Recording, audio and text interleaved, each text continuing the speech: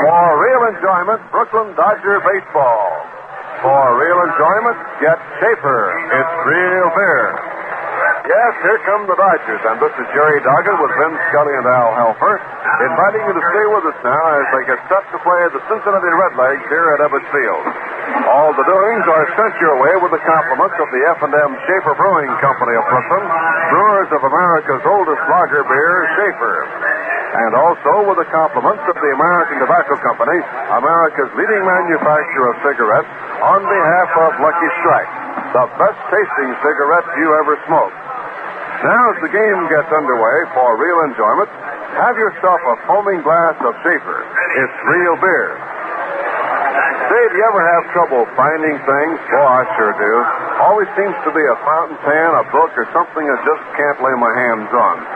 But you know, there's one thing I can always locate with no trouble at all. It's real enjoyment in beer. Yep, I get it in every single glass of Schaefer beer. And so will you. Schaefer gives you the light, lively, satisfying flavor you want, but don't always find. You see, in brewing beer, it's skill and experience that count. And the Schaefer people have been pouring pleasure your way for 115 years.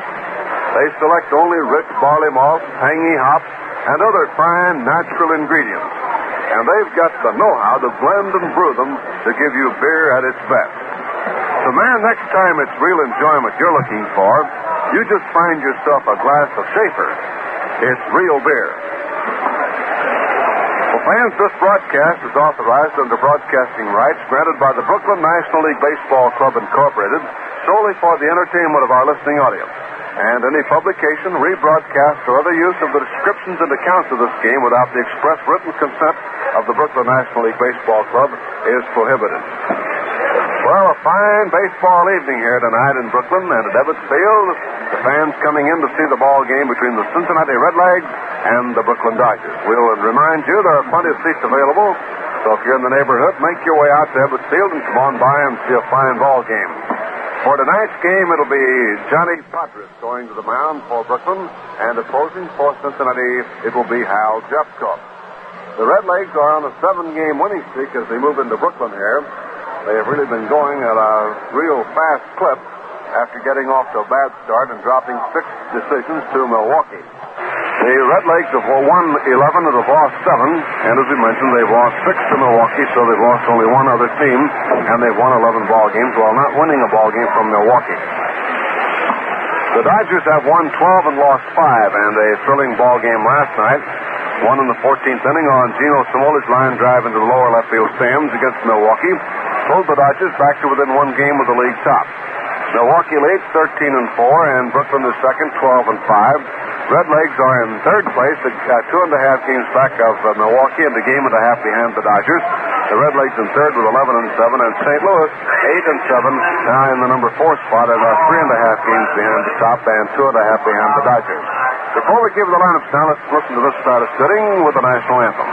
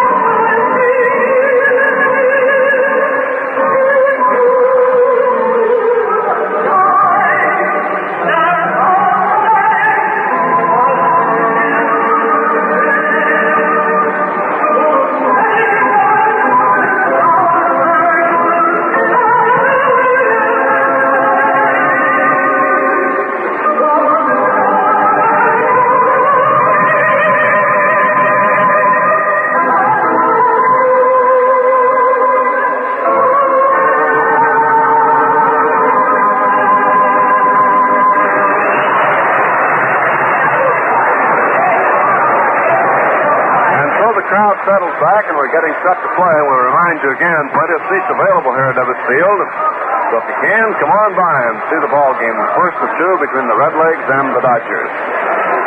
Well, let's give you the starting lineups now. For Cincinnati, leading off, playing at second base will be Johnny Temple. And in the right field spot will be Wally Post, batting number 2.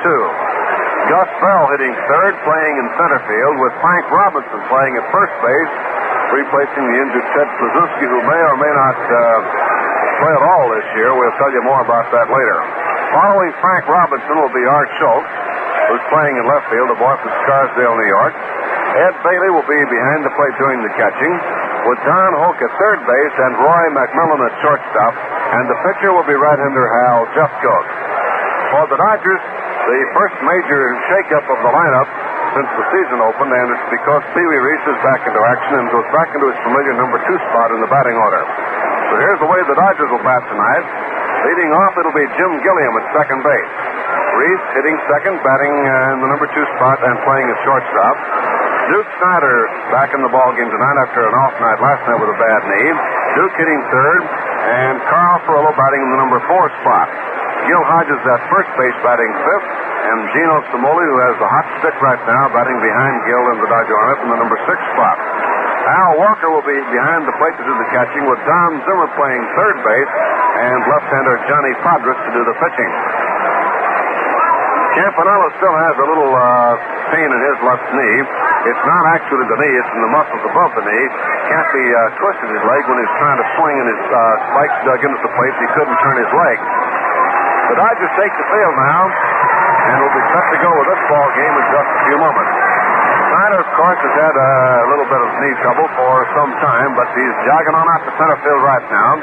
No further report on Randy Jackson. Still waiting to see whether he's going to have to go under the knife or not. Carl Erskine pitched batting practice tonight and was firing very good, very quick, and Carlman's ready to take a turn on the mound before long. Johnny Podres, 1-1 on the year, has pitched 3 complete games, including 2 shutouts and 5 starts against Cincinnati in 1955 for a 3-2 record. This season, he has split against the Pirates and has won a no-decision game against St. Louis. 7 innings, 2 runs, 5 hits, and in 21 in the third innings, Podres has spanned 17.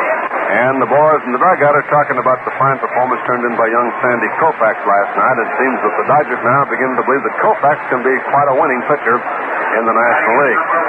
Hal Jeffcoat going for the Redlegs, also a 1-1 record there in 1957, has 5 lifetime victories against the Dodgers, 3 at Chicago, 2 at Cincinnati. His lifetime record at Ebbets Field is none and 2.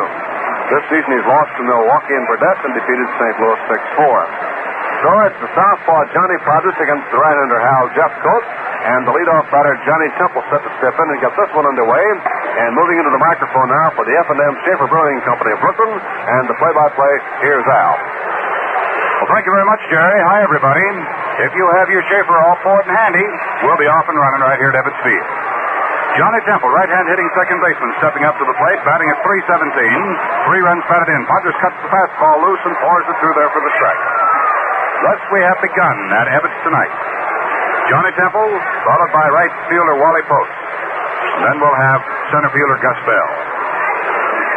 Podres sights his gun, makes his delivery in the fastball, brushes the hitter back out of there. 1 ball and 1 strike. Johnny Temple with 20 base hits, 63 at-bats so far this year, hitting at .317. Podres starts his motion. Comes down with a 1-1 pitch, and Temple fouls it right back to the screen in front of him. 1 ball and 2 strike count. The F&M Schaefer Brewing Company very happy to be pouring it to you from Ebbets Field tonight, and there should be a humdinger. Cincinnati Reds on a 7-game winning streak, and they've literally pulled themselves up by their bootstraps for their manager, Bertie Tebbetts. And now, as Bertie himself says, and the boys in the ball club say, they're fighting it out for the big fella, Ted Kluszewski. Fastball swung on by Temple and hit foul up to the light stanchion off the first base side. 1 ball, 2 strike count. In case you just flipped your set on, we'd like to give you the Dodgers defensively. Johnny Podres on the mound with his 1-1 record for 1957. His battery mate tonight is Rube Walker. At first is Hodges. At second is Gilliam. Reese at short. And Zimmer is at third base. I'll get the outfield for you in a moment. Podres ready, delivers 1 and 2, and his right-hand hitter rips it up the middle. Reese tries to make the stop, but it eludes him and gets into center field for a base hit. Temple starts Cincinnati off in the right direction, singling up the middle. Coming up now is Wally Post. Big right fielder, one of the power hitters in the National League. Percentage-wise, standing at .230. He's had 2 home runs and 11 runs batted in. The Dodger outfield of Gino Simolian left, and he's been dropped down to hit the number 6 slot. Pitch is hit right back to the mound. Dodgers has it, goes to Gilliam for one, the throw to first. They've got a pair. So the Dodgers come up with their 17th double play of the year. First here tonight. And that erases the Cincinnati chances to score immediately. 1-4-3 on the double play as Gus Bell comes up to the plate.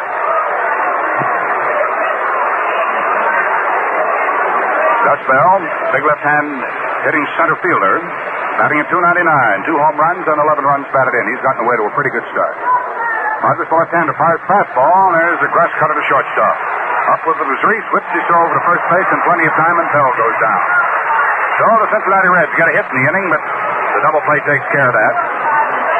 There were no errors, and nobody was left on, and the score at the end of the top half of the first inning. Cincinnati Reds nothing, and the now coming to bat Brooklyn Dodgers have nothing. But baseball elsewhere in the major leagues as of this date. Let's get over to the Schaefer scoreboard and Jerry. Well, Al, we had just one day game today. Washington-Detroit in the American League. Detroit beat Washington 5-3. And so the debut of Cookie Lavatiello was not successful. Detroit 5 runs, 9 hits, no errors. And Washington 3 runs, 3 hits, no errors. Boychuk defeated Abernathy. House had a homer for Detroit in the 5th, 1 on, and Bowling had one in the 5th with 1 on. Here's a rundown of the other games in the National League tonight. The Cardinals play the Giants at the Polo Grounds. It'll be Weimar against Burnside. Milwaukee at Philadelphia. It'll be Spahn against Robin Roberts. Chicago at Pittsburgh. Paholsky against Friends. In the American League, the Yankees are at Cleveland. It'll be Sturdivant against Score. Boston at Chicago. Brewer and Donovan. Baltimore at Kansas City. Brown against Ryan Duran. So that's a rundown on the activity around the league elsewhere. National League games, Giants and Cardinals at the Polo Grounds. Milwaukee, Philadelphia at Philadelphia. Chicago and Pittsburgh at Pittsburgh. Tonight, the Redlegs of Cincinnati in to open up a 2-game invasion against the Brooklyn Dodgers here at Edwards Field. The final game comes off tomorrow night. A reminder also, there are plenty of seats available for both tonight and tomorrow night. So if you can, make your plans to be here and see a lot of fine baseball. Now Jim Gilliam steps in to face Hal Jeffcoat. So for Schaefer Bear, let's get right back to Al. All right, Jer, Hal Jeffcoat ready to face Jim Gilliam. Jeffcoat with a record of 1-1. A short, barrel-chested right-hander. Pumps, kicks, and delivers, and the fastball is a little low for ball 1. Jeffcoat on the mound for Cincinnati. His battery mate, Bailey. At Bailey. Getting around the infield, we have Robinson at first. At second is Temple. McMillan at short. Fastball to Gilliam is cracked through for the strike. 1 ball, 1 strike. Former Dodger and Cub, Don Hoak is at third for Cincinnati. Out in left field is Art Schultz, a graduate of White Plains High School. We'll tell you more about him. The center fielder is Gus Bell, and in right field is Wally Post. The 1-1 delivery from Hal Jeffcoat is the fastball, bounced over the mound, back at second base. Temple goes over, makes a stop, turns, makes it slow. It's not in time. Gilliam beats it out for the base hit. Nice stop by Temple. Jeffcoat surrenders the first hit to the Dodgers tonight, and up steps Captain Reese.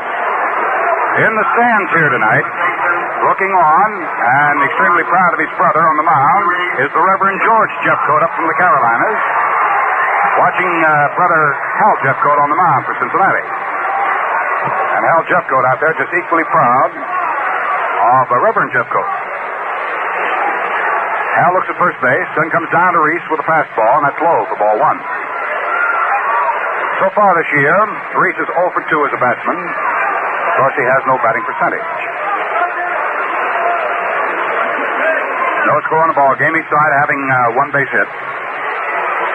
Jeffcoat to the stretch. The right-hander ready. Delivers a fastball. It's outside and low, and Bailey has to hold it up. 2 balls and no strikes. Just gotten this one underway. Tonight, tomorrow night, the Cincinnati Reds. Then an open date. And it's a weekend at the Polo Grounds with the Giants. Jeffcoat ready, delivers now 2-0. Gilliam breaks the pitch, a swung on a miss for a strike. The throw goes down wide and through and into center field. Gilliam up out of the dirt, hustles on down to third base. Well, Gilliam is on at third. It's a question as to whether or not Gilliam might have had it stolen. But the throw, which eluded both the second baseman and the shortstop, moved on into center field. So an error will be charged to Bailey, and you'll give a steal to Jim Gilliam. So that puts him in pretty good position to score.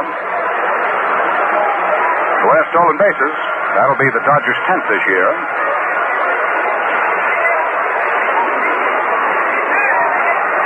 Count on Reese is 2 balls and 1 strike.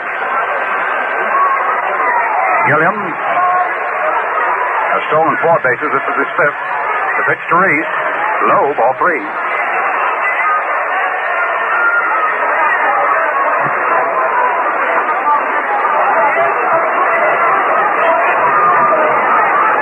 So Jeffcoat is threatened right now. He comes in 3-1 to Reese. Fastball. Reese after it, hits it down to Hoak, who gobbles it up at third, holds the runner and throws to first. Reese goes down. All one away in the last half of the first inning, and Duke Snyder comes along.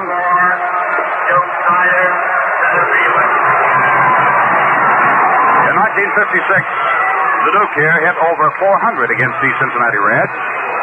Right now in the National League, he's looking for his 17th base hit of the year. Batting at .258, he has 3 home runs and 8 runs batted in. Last night, he was a pinch hitter and struck out. Jeffcoat tries the fastball, and Duke slams it down off the rubber of home plate, off to the right foul. No balls, 1 strike. Jim Gilliam, who singled up the middle,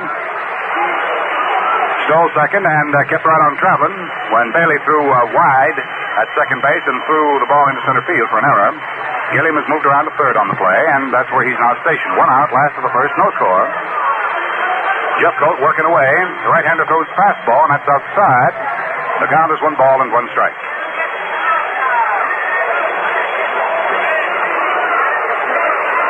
I guess about everybody by now knows of the news on Washington way. Charlie Dressen's ouster as manager of the Washington Senators. The pitch to the plate is low, and the count is 2-1 on the Duke. But throw down to third had Gilliam scampering back. Harry Lavagetto, who used to play right here at third base for the Brooklyn Dodgers and is on their all-time all-star team as a third baseman, now the manager at Washington. Fastball under the knees to Duke. His count is 3-1. 3 balls and 1 strike.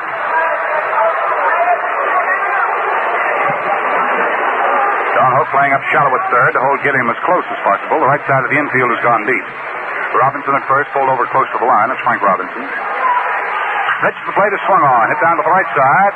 Here comes Gilliam in, slides in to score, and the throw must go over to first base. From Temple.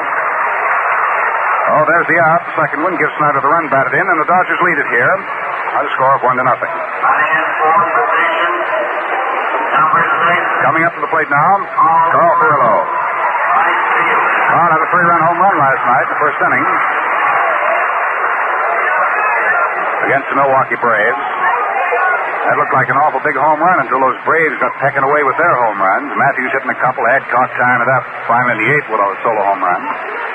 The fastball to Furillo, and it's over for a strike. Carl Furillo tied with Hank Starr of the Giants for the league leadership in runs batted in at 19.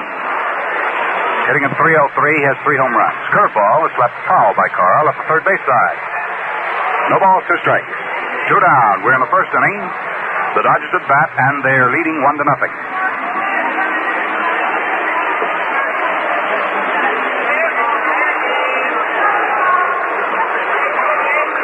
Jeffcoat standing out in the mound.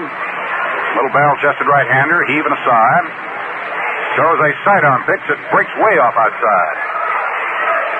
Trying that crossfire, stepping toward third and trying to crossfire the plate. 1 ball, 2 strikes is the count on Carl Furillo, hitting in the number 4 position for the Dodgers. Hodges on deck to go next if Carl should get on. Sidearm curve is low and outside. Furillo checked up just in time. 2 balls, 2 strikes, 2 outs, 1 run in. And Brooklyn leads Cincinnati 1-0.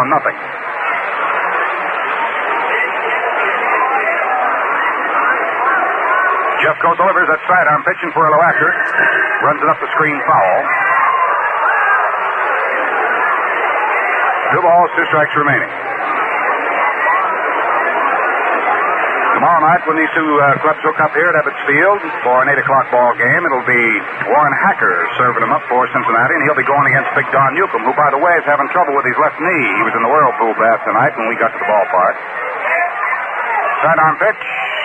Inside off the knees to Perillo for ball 3.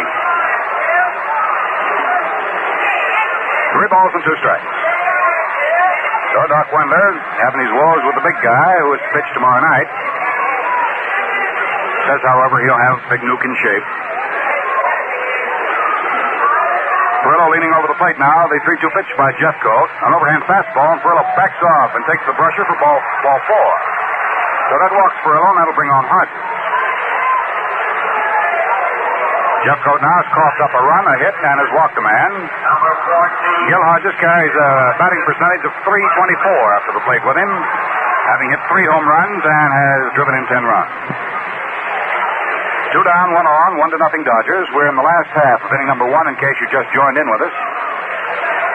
First meeting of the year between these two clubs. The Cincinnati Reds, on the upward surge, have won 7 straight. They're in 3rd place in the league.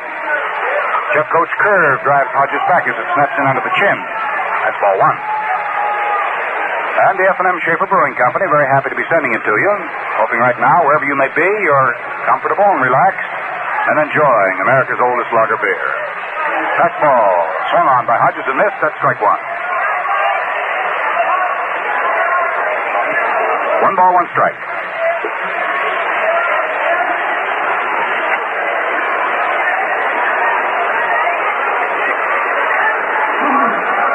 Jeffcoat toes up on the rubber, checks his runner at first, delivers the plate. Hodges swings and doesn't get a sharp breaking curveball. 1 ball and 2 strikes.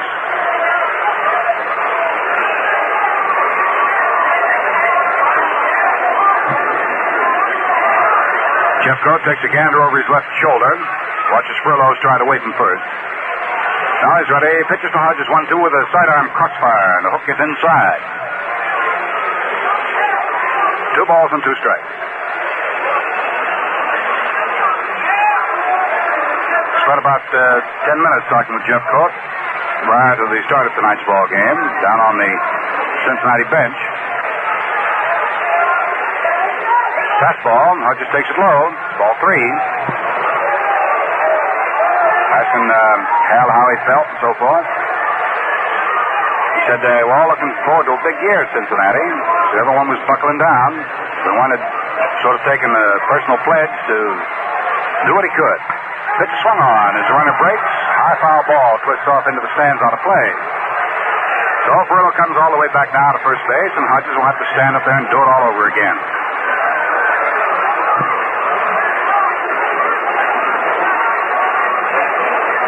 Cincinnati had a taste of glory last year in battling right down to the wire. And they'd like to get the full treatment of basking in the sunshine this year. Down comes the pitch as Perillo breaks. There's a high fly ball hit into left field. Getting over for it is Art Schultz, and the umpire got it. So that's all for Hodges. That's all for the Dodgers here in the last half of the first inning. 1 run. There was 1 base hit. There was an error, and a walk left 1 man on. Well, the score at the end of 1 full inning of play. The Dodgers lead it. It's Brooklyn 1, and the Cincinnati Reds have nothing. Now let's have a word from Jerry. Party size, that means it's designed to help you when you have folks in. Full quart, that means it gives you 32 full ounces. 4 good full 8-ounce glasses.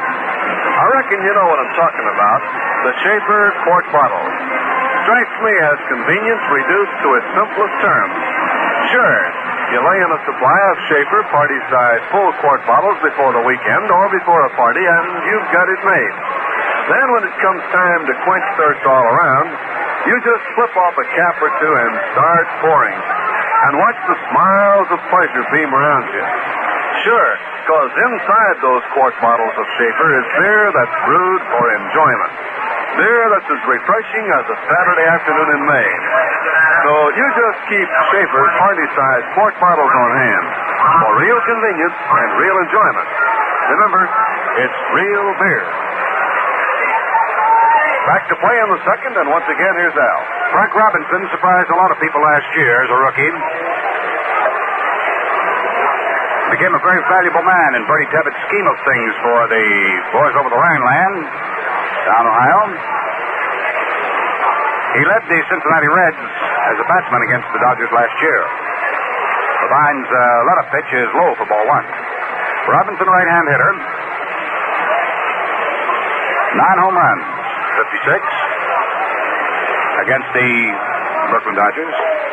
Makes a fastball shoulder high. His count is 2 balls and no strikes. However, leading all the way around against the Dodgers was Ed Bailey. As a percentage batsman, he hit .353 against Brooklyn last year. But this Robinson did quite well. Dodgers fastball, Robinson waves at it and doesn't get it. 2 balls and 1 strike. Frank Robinson playing first base in place of the absent Ted Kluszewski. And as Bertie Tebbett told us before the ball game, he'll play first base against left-hand pitching. Swings on this pitch and lines it past Zimmer down along the left field side into the corner. Gino Simone comes over, picks up, throws in, but it's a stand-up 2-bagger for Robinson. Well, Frank Robinson starts right off, line and 1, into left for 2 up. That's the second hit off Padres. And the batter coming up now will be Art Schultz, who literally is a local product of this neck of the woods. He was purchased from Seattle in September of '56 and finished the season with the Cincinnati Reds. He was born on the 20th of June, 1928, right here at Brooklyn, New York. He lives right now in Scarsdale. And he graduated from White Plains High School in 1946. He was a 3-star athlete there. 3 sports. Overhand curve to this right-hand hitter is in there for a strike. He was captain of the baseball team at White Plains High School, made all-metropolitan team, made all-county and all-metropolitan teams in football. 2 basketball letters. This guy's been quite an athlete. He was first in the Yankee organization in '46. Curveball. Schultz takes it. That's low. 1 ball and 1 strike. 1954, he was with Kansas City, and he scored a no-hit bid for Herb Score of Indianapolis with a home run last half of the 9th inning. He's quite a competitor. Fastball. Schultz after it. Pumps it out into right field. Carl Furlow scooting over near the line. Comes up a couple of steps. Waits for it. Grabs it. Robinson tags up at second. Bluff's going in. And Furlow throws a strike right to the bag to Zimmer at third base. Robinson did well to hold up. Somebody said Carl Furlow's arm was still sore. You never know for that throw. He really threw a strike to third base. Right smack dab on the bag. Oh, shoulders out. Batter now is Ed Bailey. Ed Bailey batting at .344. Has 1 home run, 7 runs batted in. Hit .353 against the Dodgers last year and hit a bundle of home runs, 9 of them. Left-hand hitter. A guy who really came into his own as a backstopper last year. Rogers feeds him the fastball, and he backs off and takes it inside off the 5s for ball 1. We were talking about Herb Score just a moment ago, and Schultz breaking up a no-hitter for Herb Score in '54 at Kansas City. Well, over the Western Union wire comes a note, and we sincerely hope that the young fellow isn't seriously injured. There's a pitch outside. From Cleveland, this bulletin. Cleveland pitcher Herb Score was hit in the face by a line drive. He was carried from the field on a stretcher. They're playing the Yankees tonight. Herb Score injured at Cleveland. Down comes the pitch. The fastball ripped in there for a strike, and the count on Bailey is 2 balls and 1 strike.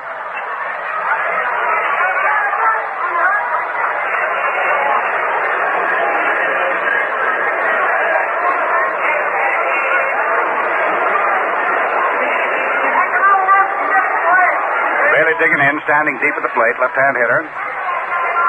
Johnny Potter's letting him cool out. Robinson is on at second base. Pretty good scoring position for Cincinnati. Brooklyn leads 1-0. Padres checks him, delivers the plate, pitch swung on. There's a bounding ball outside first foul. So the count now on catcher Bailey is 2 balls and 2 strikes. In case you didn't hear the bulletin, which just came over Western Union, we'll repeat. Herb Score, tonight pitching for the Cleveland Indians, was struck in the face by a line drive in the Yankee game and was carried from the field. Our most sincere hope is that he is not seriously injured. The 2-2 pitch. Padres wheels it in there and swung on and foul tip. Count holds the 2 balls, 2 strikes on Bailey.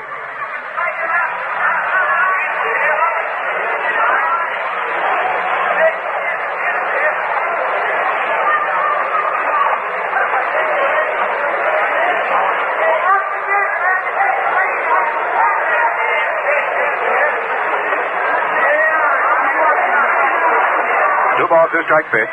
Padres whipped it in there and swung on top, back at third base in fair ground. Little Zim waiting for it to come down out of the night. He nailed it. Robinson holding right on at second. 2 down for the Reds in the top half of the second inning as Padres continues to fly his trade. The batter is Don Hoak. Don's doing pretty well for Cincinnati as the batsman hitting at .397. 397. He has 2 home runs, has 15 runs batted in.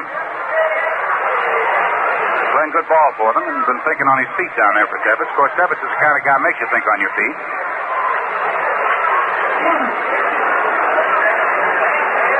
Now Padres set. Checks his runner, delivers the plate. Hope takes the fastball, and that's scored through off the pitch for a strike.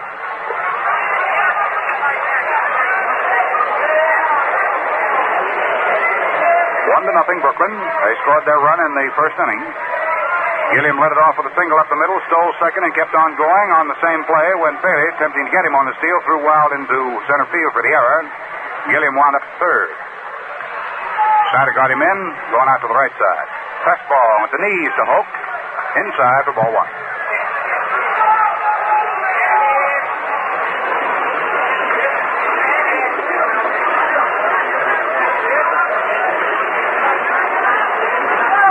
Ball, 1 strike count. Robinson, who can run pretty well, is on at second base. Padres checked him, then wheels a curve in there that hits Hoak, apparently, on the leg. So Donatelli motions him off toward first base.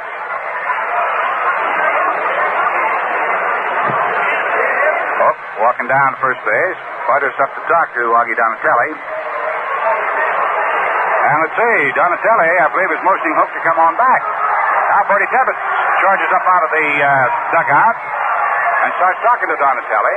Robinson moved on over from second to third. He's standing at third base right now. So Jimmy Dykes and Bertie Tebbetts are both giving umpire Donatelli fits. What Bertie Tebbetts is claiming is his batsman was hit. And what Donatelli's trying to tell him is, no, the ball got away from catcher Walker. So we shall see what we shall see.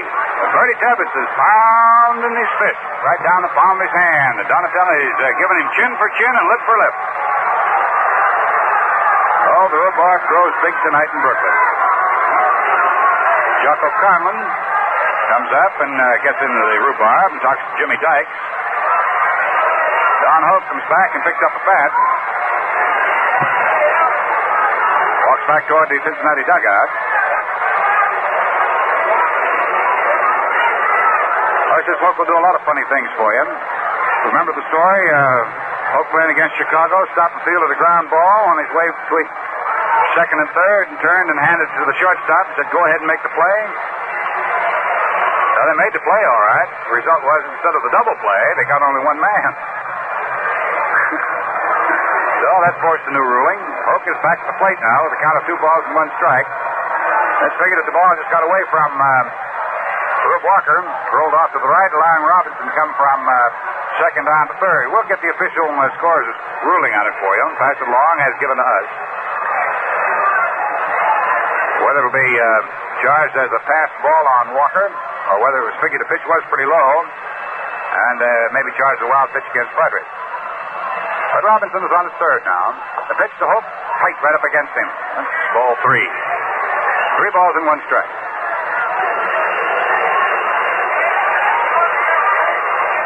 Hoak waving at Shillelagh back and forth. 3-1. Swings on his pitch and doesn't get it. That's strike 2. The official score informs us that they are charging Johnny Padres with a wild pitch, which moves Robinson over to third base.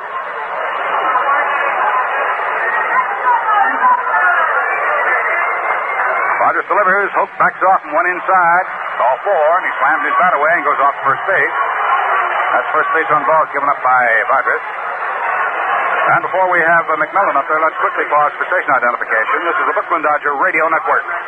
And dial 1460 WOKO Albany, the Capital District's most talked about station, downtown studios in the Hotel Wellington. It's now 8:30 WOKO time.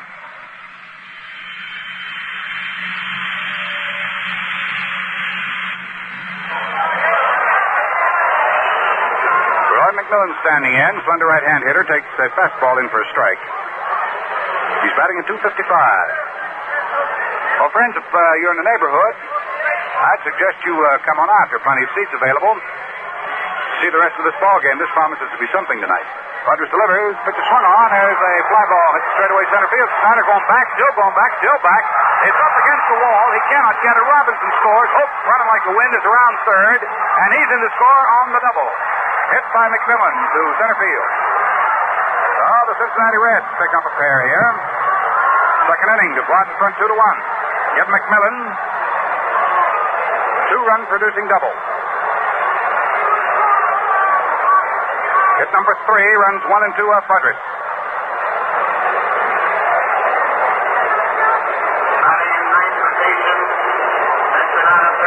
Al Jeffcoat, who used to be an outfielder, now doing pitching, coming up to do the hitting.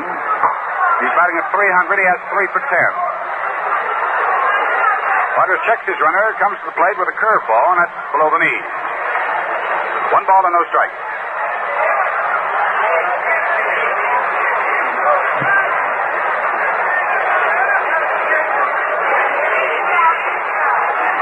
Yes, sir, this National League's going to be a fight all the way around this year, and you don't want to miss any of it. Fastball, Jeffcoat after it. Hits it off to the right of the plate into the crowd foul. Strike 1. 1 ball and 1 strike. So I'd suggest that you go down the schedule, pick out the games you'd like to see, and then make arrangements to get your tickets early. 2-1 right now in favor of the Cincinnati Reds. Jeffcoat standing in. McMillan is on at second base. Fastball, Jeffcoat hits this one. A high pop-up back at third base. Zimmer waiting for it. Down it comes, and Zimmer's got it. So that's it in the second inning. Now the Cincinnati Reds pick up the lead. 2 runs. There were 2 base hits. A wild pitch. 1 man was left on. Score at the end of an inning and a half now. The visiting Cincinnati Reds 2. The Brooklyn Dodgers have 1. Well, what you got for us, Jerry? Well, fans, what would you say it takes to make a great ball player? Lots of natural talent? Sure, that's the material the coaches work with. But what else? You guessed it. Experience. Well, you know, it takes the same combination, fine materials plus experience, to make a great beer, Schaefer beer. You bet. The Schaefer people choose rich barley malt, tangy hop, and other fine natural ingredients. Then they put real old-time brewing skill to work, skill that's been perfected in 115 years of experience. The result? Man, for that answer, you just sip a tall, golden amber glass of Schaefer. It's beer at its best. Beer that gives you the lively, satisfying flavor you want, but don't always find. So remember, fans, when you want real enjoyment, you have a cool, foaming glass of Schaefer beer. It's real beer. Last time for the second, the Dodgers coming on now with Cincinnati leading 2-1. Gino Cimoli getting a nice round of applause as he steps in. Gino, of course, the hero from last night's ball game. And he banged the home run into the seats in the 14th inning to give the Dodgers a win over the Milwaukee Braves 5-4. So Gino comes on. Let's get right back to play, and here again is Al. Gino Cimoli has been dropped down to hit on the number 6 slot with Pee Wee Reese returning to the lineup. So he'll face Al Jeffcoat as the Brooklyn Dodgers are 1 run behind. The Reds 2 runs on 3 hits, and the Brooklyn Dodgers 1 run on 1 hit. Cincinnati has committed 1 error. The Dodgers have committed none. Gino Cimoli standing in. Gino batting at .316. Jeffcoat tries the fastball, moves it in there low for ball 1. In his last 7 games, Cimoli has hit .405.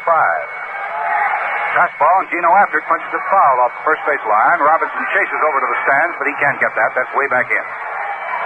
1 ball and 1 strike to count on Gino Cimoli.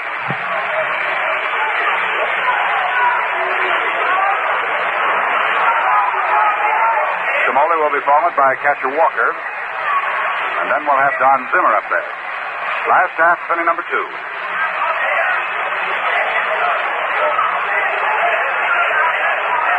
Jeff Coat ready. Pops in that 1-1 delivery. His fastball is low and outside. 2 balls and 1 strike.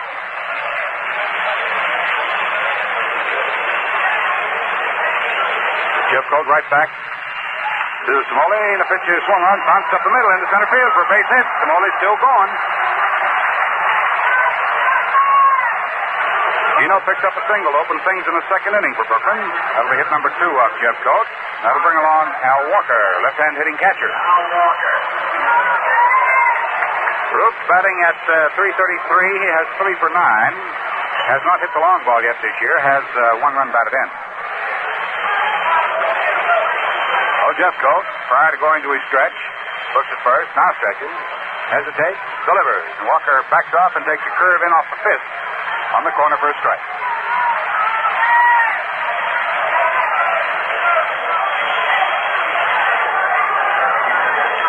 Cimoli takes a careful lead at first with Robinson holding the corner on him. Jeff Coat ready and pitches the plate. Walker takes the fastball, low outside. 1 ball and 1 strike. The outfield for Walker fanned around the right and playing deep. Wally Post in right field playing right in front of the cinder track. And right. Gus Bell over in right center. Jeff Coat throws the fastball and it's hit up the right side to McMillan. Or to Temple, he plays to McMillan for 1 at shortstop for throw to first. And they've got a double play. So Cincinnati comes up with their 19th double play of the year, the first tonight. A 4-6-3 affair, second short first. Now comes Don Zimmer. Don Zimmer, former Cincinnati resident and a star high school athlete in Cincinnati. Facing the ball club that represents his former hometown. Jeff Coat fires to him, and Zimmer after doesn't get it. That's strike 1. Al Jeffcoat pitching to Don Zimmer.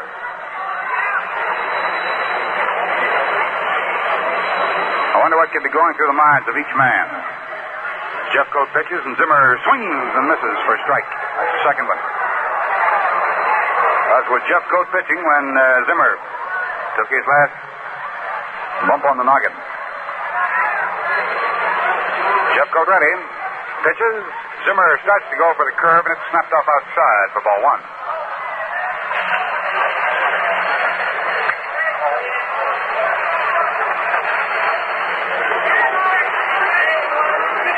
Zimmer batting at .284, standing in. 2 down, the base is empty. Jeffcoat's curve is low and away for ball 2. 2 balls, 2 strikes on Zimmer.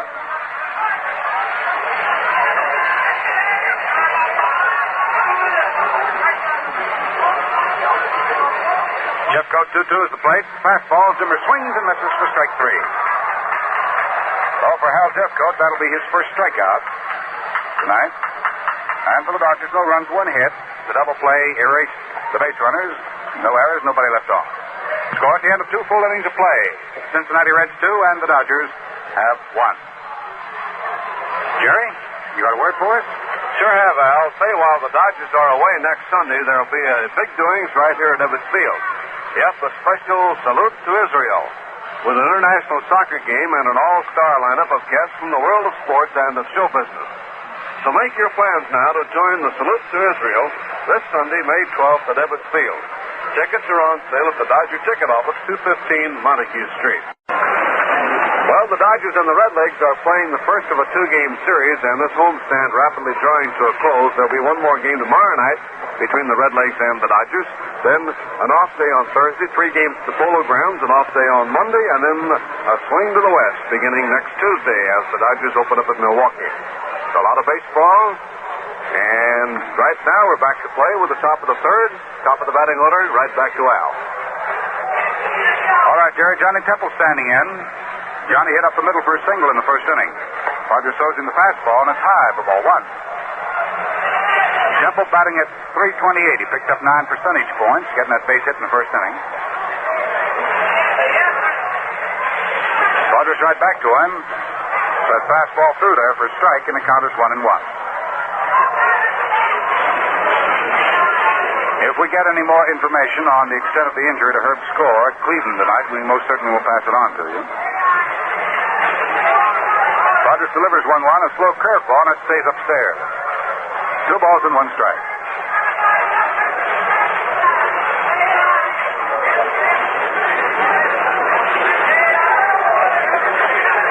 Johnny Temple backing away from the plate. Now moves up to it. Dodgers comes in with a 2-1 delivery, and it's punched back on the screen foul. 2 balls, 2 strikes. Leadoff for Johnny Temple, starting the second Cincinnati go-round. He looks down at third base to see what manager Dykes, what Jimmy Dykes has in the way of signs from manager Tebbett. Frank McCormick coaching at first base. Dodgers leans forward to get his sign from Walker. 2-2 is the plate with a fastball. Temple snaps his head back and takes it high inside. 3 balls and 2 strikes. Temple has come of age in the hit department. He has 21 of them tucked away. This is his 65th time up. Dodgers comes down now with his 3-2 delivery. Fastball swung on and beaten down off the plate foul. 3 balls and 2 strikes. Schaefer Beer sending in the action from Ebbets Field tonight.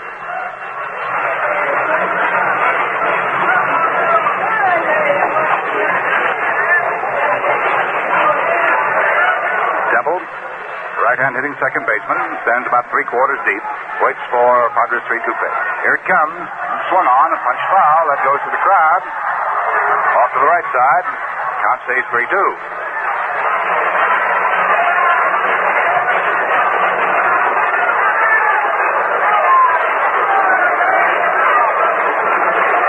St. Louis Cardinals playing at New York at the end of an inning and a half.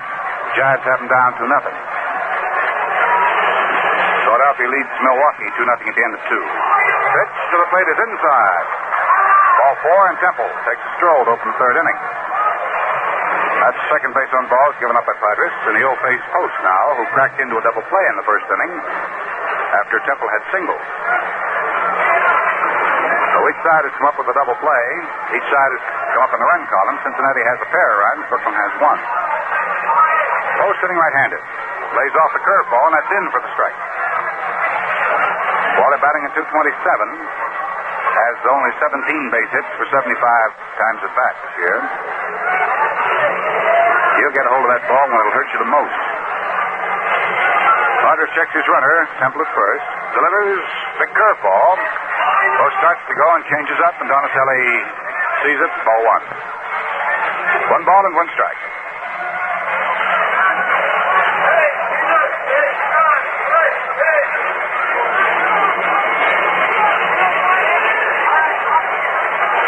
Walker flashing out the side. Progress works to it, and the pitch is swung on and missed. Strike 2. That wasn't all of Podger's speed. The fast wrinkle. Johnny keeps a weather eye on Temple and his lead at first base. Now he goes to the stretch, sets, delivers, the pitch swung on and missed for strike 3. Well, Post goes out of there, having struck out for Johnny. That'll be Podger's first strikeout tonight. Each pitcher now has 1 whiff on the record books. Temple still at first base, 1 out, and here's Gus Bell, the left-hand hitting center fielder. The wear of number 25, hitting at .295. Dropped 4 percentage points. Grounding out in the first inning to retire the side. Rogers throws over to first, and Temple just nimbly steps back in on first base.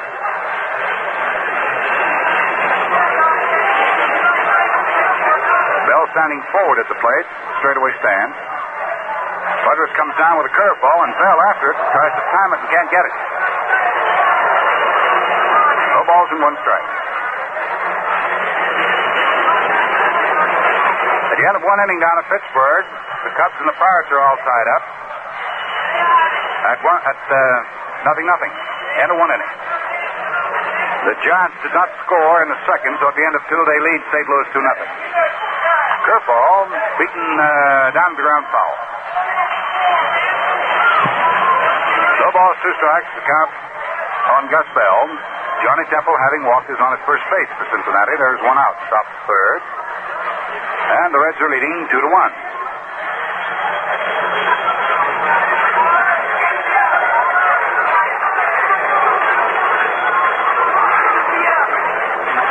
Rodgers already again. Comes in with a fastball, and that's low.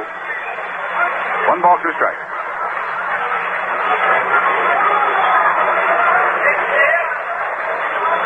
Frank Robinson, filling in at first base tonight for Cincinnati, will be their next hitter. Bell puts that bat up behind his left ear and takes a look at Rodgers' let up curveball, and that's a little high and outside. 2 balls, 2 strikes.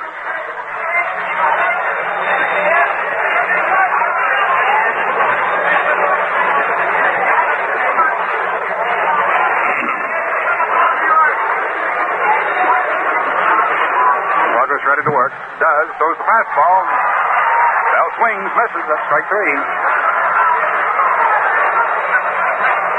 So, right or left-handed doesn't make any difference to Rodgers. He struck out post, right-hander, and Bell a left-hander. Now he goes with Robinson, who doubled down along the left field line to open the second inning and came around as one of the 2 runs to be scored in the inning by Cincinnati, which they wrested the lead from Brooklyn 2-1. Now Padres sets, checks his runner Temple at first, delivers the plate a soft curve. It's ripped down the third baseline foul and back into the crowd. Screaming strike 1. Frank Robinson.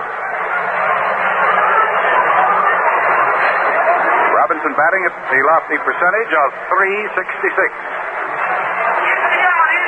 26 for 71. Rodgers delivers to him again, and Robinson backs off and takes it off the hit. 1 ball and 1 strike. Frank looking around at Jimmy Dike, see what kind of sign may be on. Temple at first base with 2 outs has that sign. He knows what to do. Rodgers ready with the 1-1 pitch. Down it comes as the runner holds. If it's swung on a miss right off the pitch. That's strike 2.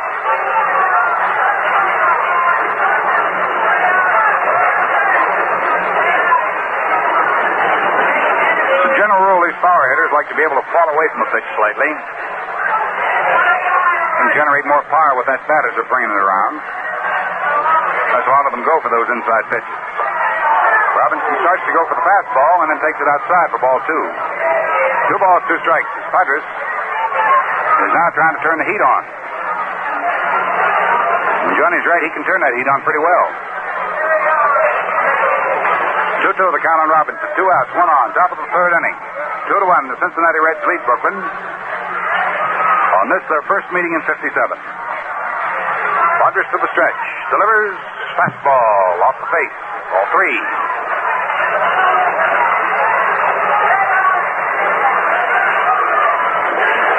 Now with 2 outs, the runner at first base, Temple, who was walked to first base, will be off and running on his 3-2 pitch.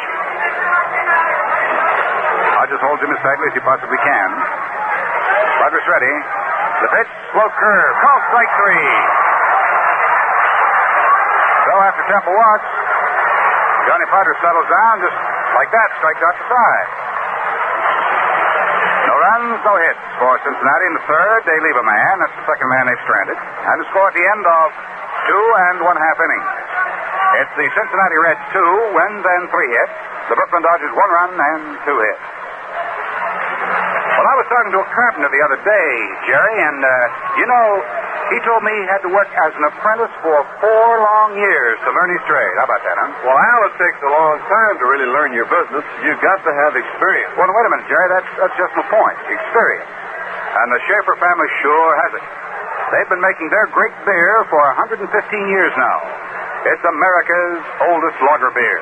Made by the same family since 1842. Hey, they know, don't they? Oh, you bet your life they know.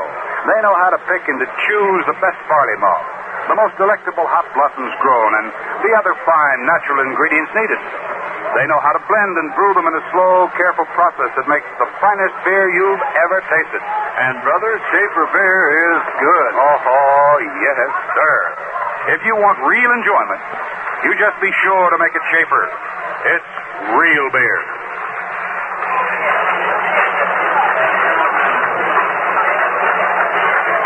Been a real ball game going here, too, tonight, Jerry, you know it? Boy, this has been a real home stand, Al. We've had all kinds of things happening here. It's some fine baseball. Thrills, chills, and spills. Yes, sir. And good baseball all the way. You bet your life. Well, Johnny Podger's going to be the first Dodger up here in the last half of the third inning. Al Jeffcoat ready to go to work to him. Let's see what happens. Podger is 0 for 6 for the year. Takes the curve and slides in there for a strike. Johnny hits him as he throws him, left-handed. It'll be Padres, Gilliam, and Reese in that order for Brooklyn.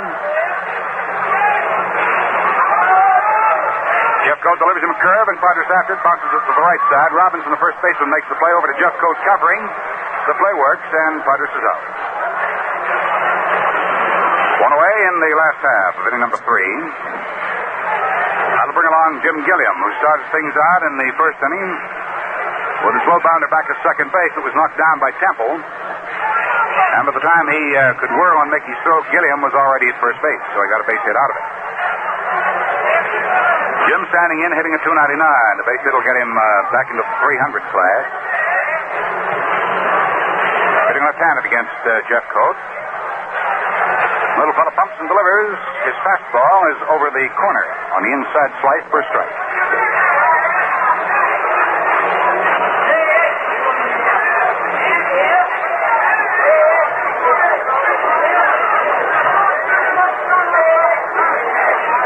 Starts his motion. His 0-1 delivery is another fastball, and Gilliam golfs at this and hits to left field. Art Schultz coming on in a hurry for it.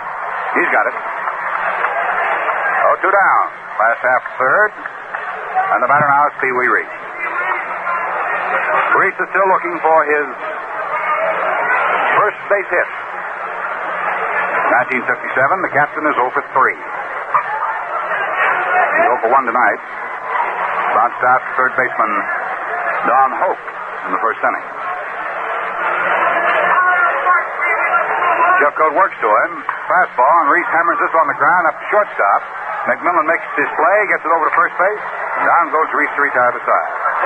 So the Dodgers go quiet in the third inning with nothing across. So at the end of 3 full innings of play here at Ebbets Field, it's the Cincinnati Reds 2 and the homestanding Brooklyn Dodgers 1. But there are a lot of scores elsewhere, so let's get to the Schaefer scoreboard and Jerry Dodger.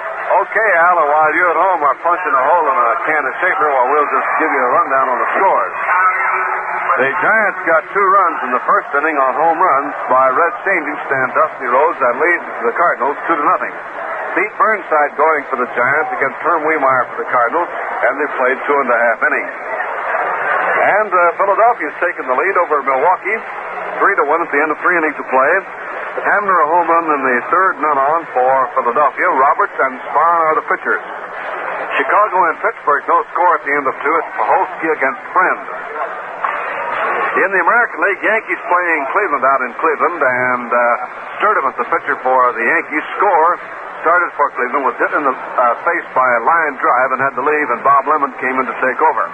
No score at the end of 2.5 innings. Boston, Chicago, no report yet. Brewer and Donovan are the pitchers.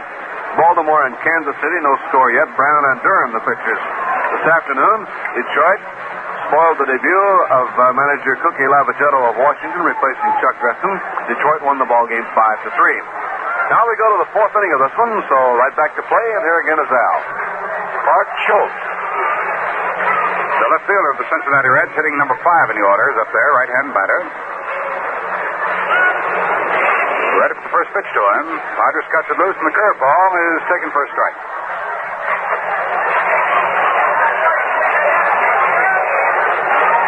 Schultz came up in the second inning and punched a fly ball to right field. Carl Furlow took care of it, so he's 0 for 1. Batting at 200.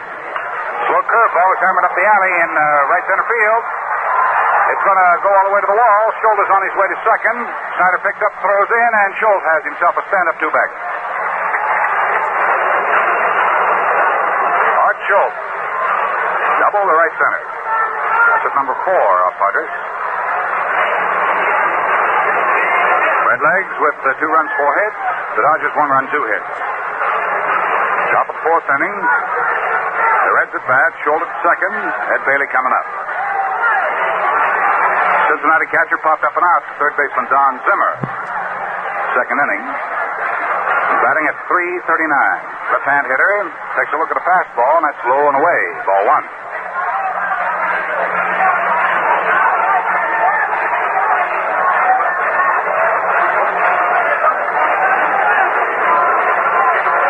Rogers ready once more. Pours the fastball in there and swung on and missed. 1 ball and 1 strike. Rube Walker whipping that ball back to Padres. Art Schultz opening double has him stationed second. Walker might have gotten that last pitch a little on the meat hand. A little time is being taken. Now he starts to pump the sign.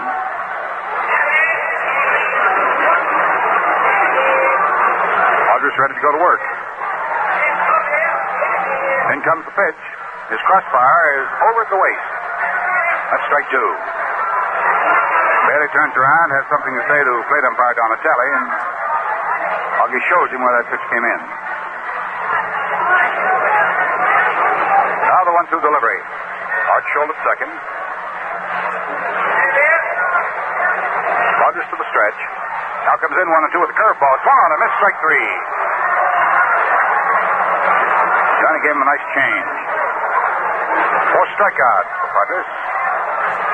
When these 2 teams get at it again tomorrow night, I hope you're going to be with us. There are plenty of seats available for tomorrow night's encounter. You can visit one of the 8 conveniently located ticket offices of the Dodgers and pick up your tickets for tomorrow night's game. We'd like to see you out here. Come on, join us. Up the plate is Don Hoak. Dodgers fastball is high on the outside. Ball 1. Hoak walked in the second inning after a little rhubarb as to whether or not he'd been hit on the shin.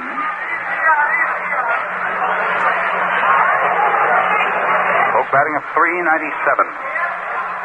Rogers checked his runner Schultz at second. Delivers the plate. Hoak takes. The pitch is low. 2 balls, no strikes.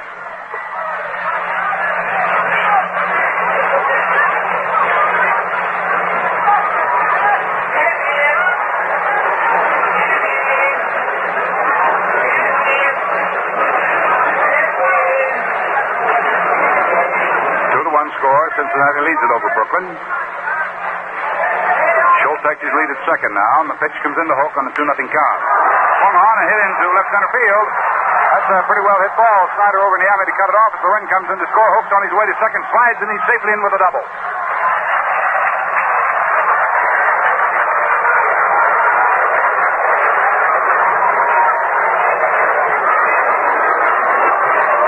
Schultz starts it off with a double to right center. Hook gets a double to left center after Bailey had struck out.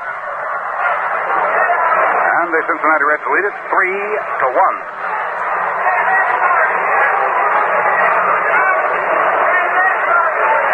McMillan coming up to the plate now. It was McMillan's double to center field in the second inning and drove in 2 Cincinnati runs. He snaps his head back and takes the Padres fastball for ball 1.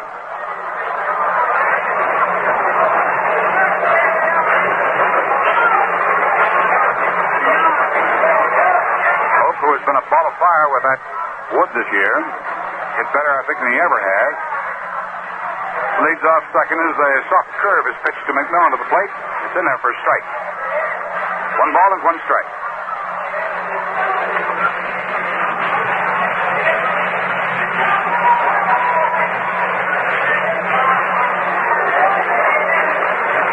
Don Hoak stepping off at second. 1 ball, 1 strike count. Plate. Pitch is swung on. There's a bounding ball hit to the right side. Hoak moves over to third on the play as Gilliam comes up with the ball and fires to first in time to get McMillan for the second out. So Don Hoak is now stationed at third base with 2 outs. The batter will be Hal Jeffcoat. Talking a minute ago about Don Hoak being off to a flying start with the Cincinnati Reds this year, percentage-wise at bat. Well, Donald Albert Hoak, the highest I can find him having hit in a season is .295 when he started out with Valdosta in the Georgia-Florida League his first year. Jeffcoat swings on the first pitch, hits a high foul ball. That comes to the stands and goes out of play for strike one. Hoak with Chicago last year hit .215, and with Brooklyn in '55, he hit .240. .245 he hit for Brooklyn in 1954. Next last year in the minors was Montreal. In '52 he hit .293. I guess you could say Hoak's kind of pounding that potato for Cincinnati. The 0-1 delivery to Hal Jeffcoat. The fastball then off the chest for ball one. Hoak at third, 2 outs, 1 run in. Cincinnati leads, 3 wins to 1 run. Rogers delivers, Jeffcoat swings and doesn't get it. And strike 2.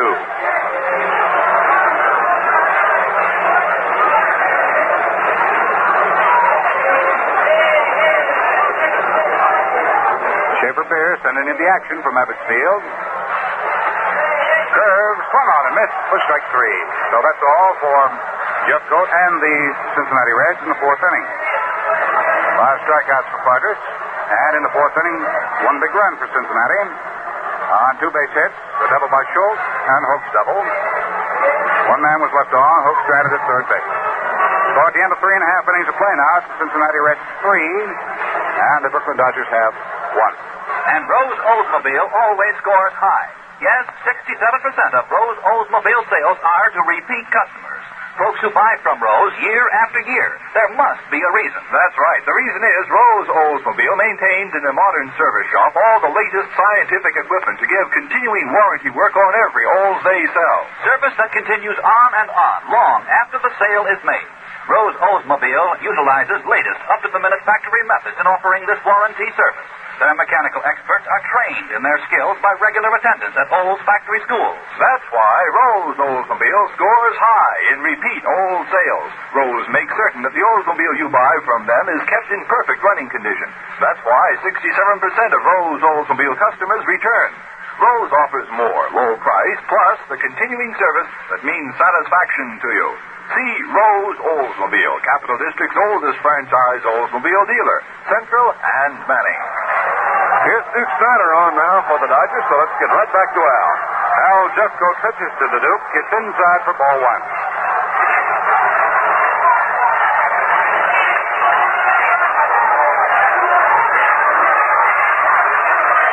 Jeffcoat right back. Snyder watches this one, whistle by Lowe.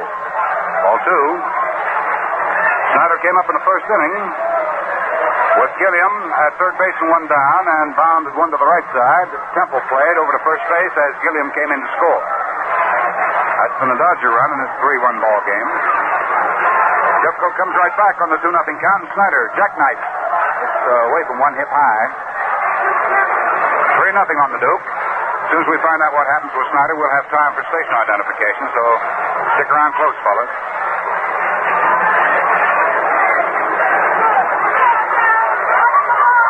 3-0 delivery. High and outside for ball 4. We pause for station identification. This is the Brooklyn Dodger Radio Network. And dial 1460 WOKO Albany, the Capital District's most talked about station. Downtown studios in the Hotel Wellington. It's now 9:03 WOKO time.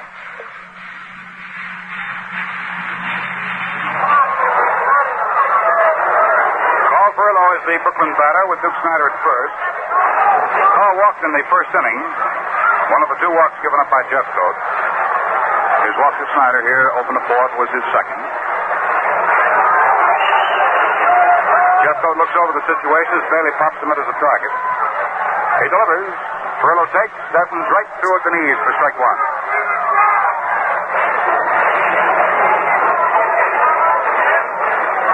No balls, 1 strike.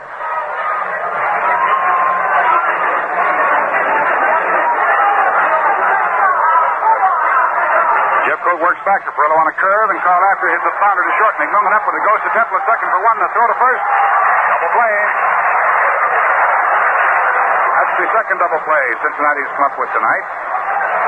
That's their 20th for the year. Short, second, first.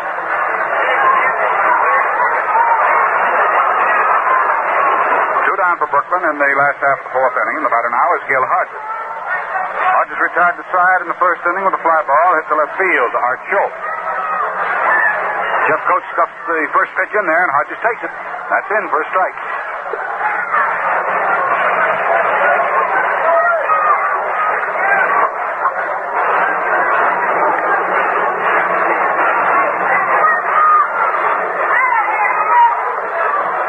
Jeff Coates is ready. The barrel-chested right-hander delivers a curve that's low and outside for ball one. 1 ball, 1 strike.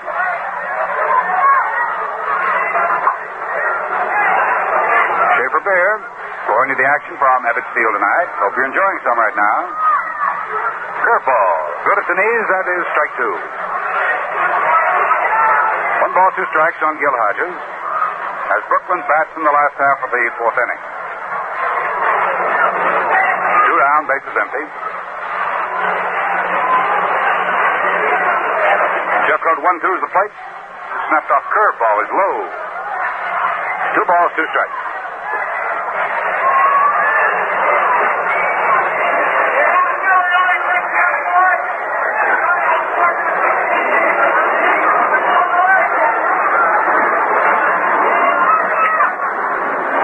Now the 2-2 pitch on Hodges. Fastball, just low. Ball 3. Full count, 3 balls and 2 strikes. Score in the game, Cincinnati 3, Brooklyn 1. Jeff Coates delivers the full count pitch. It's low and outside for ball 4. Oh, Gino Cimoli coming up. And the fans are talking to Gino.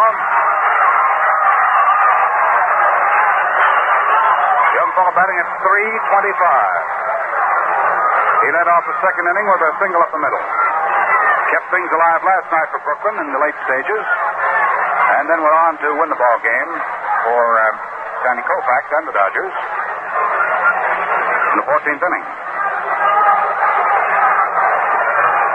Milwaukee's taking a pacing from Philadelphia, too. We'll tell you about that in a minute. Curveball that Gino swung on a miss for strike 1. At the end of 4 innings, the Phillies lead the Milwaukee Braves 5-1. Thank you, Al. Cimoli beat wide, spread apart. Had a belligerent look on his catcher. Jeff Coates throws him a curve, and Cimoli slaps it foul up the third base line. No balls, 2 strikes.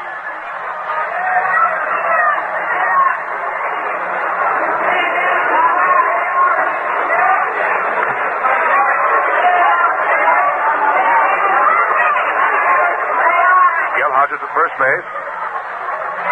In the last of the 4, 2 outs. The Dodgers need 2 to get back on an even footing with the Reds. Cincinnati leading 3-1. Jeff Coates delivers 0-2. A sidearm curve. It snaps way off outside. How about your rainbow pitches? That was it. 1 ball, 2 strikes. That pitch looks as though Jeff Coates throwing it right at your chest. It winds up a couple of feet outside home plate. Fastball. Boy swings and misses strike 3. Gino was going after a tight fastball. Jeff Coates picked up his second strikeout. And for Brooklyn in the 4th, no runs, there were no base hits. A walk left a man, there were no errors. Well, the score at the end of 4 full innings of play remains the Cincinnati Reds 3 and the Brooklyn Dodgers have 1. The first half of this game was brought to you by the F&M Schaefer Brewing Company of Brooklyn, brewers of Schaefer Beer, America's oldest lager beer. Now your host for the next 5 innings will be Lucky Strike, the best tasting cigarette you've ever smoked. It's made by the American Tobacco Company. Tobacco is our middle name. Well, due to some very fine committee work by Mr. George McLaughlin, Mr. Earl Griffith, as well as the fine cooperation of members of the Brooklyn Amateur Baseball Foundation, the office of Mayor Wagner and the Borough President John Cashmore's efforts, tickets for the Yankee-Dodger game at Ebbets Field May 23rd are moving mighty fast. Now, don't forget this great ball game with its preliminary home run hitting contest starring Mickey Mantle and Duke Snider will not be telecast. So if you want to see it, you'd better line up your tickets right now. They're available at all Dodger ticket offices. So hurry, they're moving fast.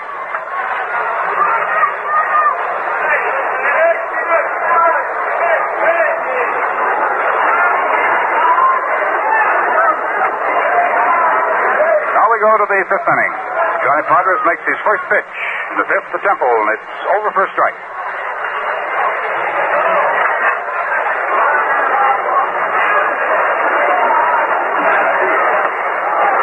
Right back comes Podres and misses with an outside fastball. That's 1-1. Top half of inning number 5. Temple up for his third time. Twice officially. He was walked the last time out. Single up the middle. First inning. Runs up on the pitch and takes it. Ball 2.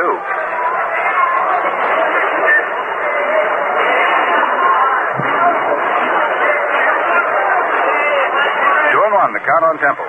Post is to follow, and then comes Bell.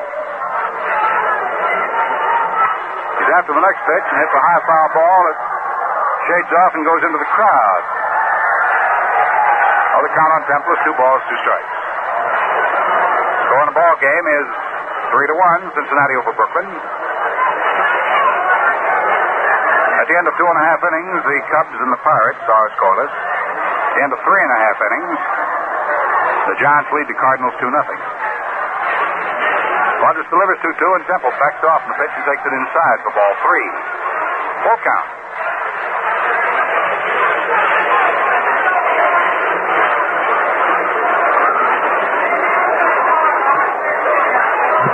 Philadelphia leading Milwaukee 5-1 at the end of 4.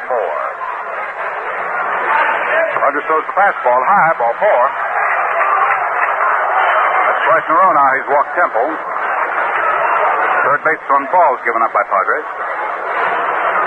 Wally Post is hit into a double play, and he has struck out. So he's 0 for 2, hitting at 224. Temple, to move pretty well, leads off at first base, and Hodges holds the corner on him.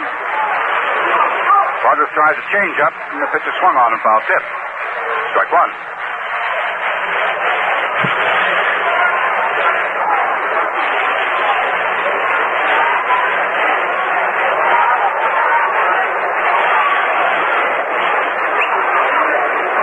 Rodgers 0-1 delivery. Throws a change in there, and it's low outside. 1 ball and 1 strike.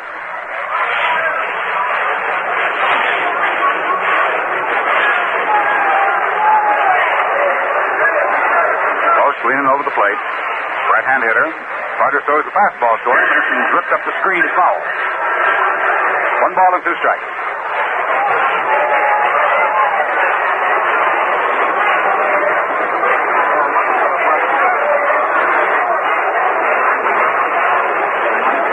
We're lucky all fired up and going now. We'll see what happens with Wally Post. Rodgers checks his runner, Temple, whom he walked. On at first base. Delivers fastball, and that moves the hitter back from the plate. 2 balls, 2 strikes. For this Lucky Strike broadcast, our honor hospital is the VA hospital at West Kingsbridge Road in the Bronx. Earmarked for them, quota of 30,000 luckies. 9 of which have already been picked up. Line drive, hit foul off the right field side, back to the wall. Post count stands at 2-2.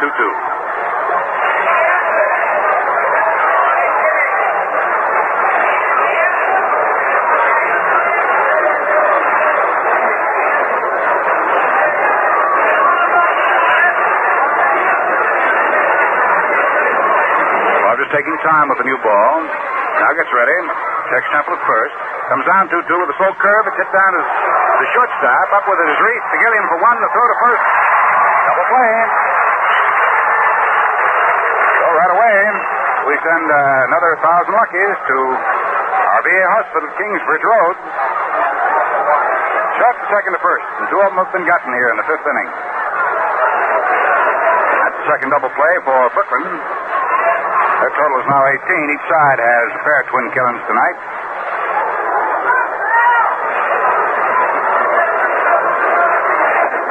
Plate hitting left-handed is Gus Bell. He watches Kerr pick the corner at the knees for strike 1.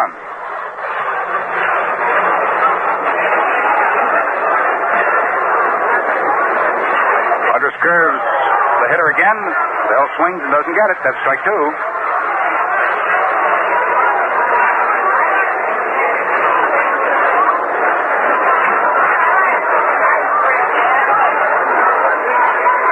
standing just off the plate, hitting at 291. 0 for 2 tonight. Swings on this pitch. It's a bounder to short. Reese has it go through into left center field for an error. Oh, that is on. Reese went down for it. Expecting to play it on the hop. The ball, instead of hopping, just sort of slid right under his glove and threw him into left center.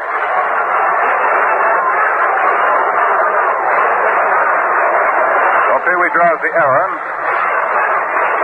That'll be the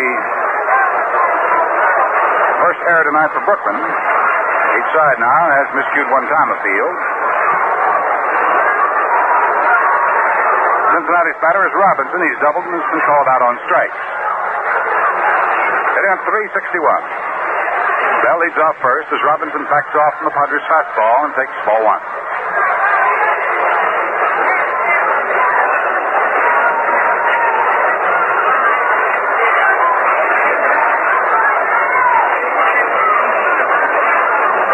Walker sets him as a target. Padres checks his runner, delivers the plate, and Robinson again straightens up from a fastball.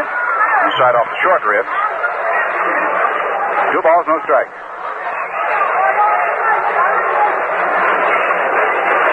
Lucky strike.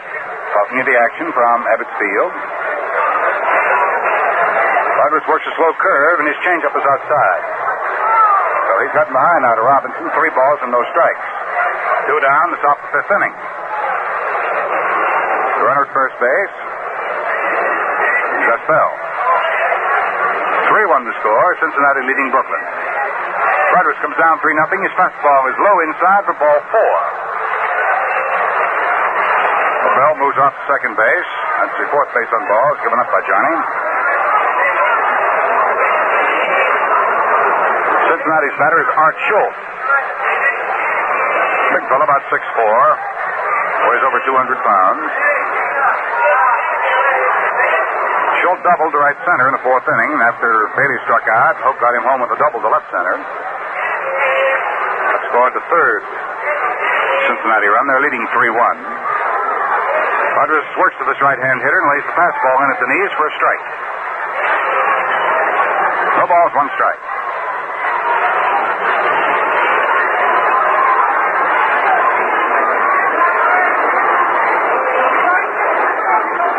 Rodgers staring down to get his sign from Walker. Runners at first and second. In comes the pitch. Schultz swings on a slow curve and misses. That's strike 2. No balls, 2 strikes. Tomorrow night when these two teams meet, right here at Ebbets Field at 8 o'clock, it's figured that Warren Hacker will be facing Don Newcomb. Hope you've made your plans to be with us. Plenty seats available.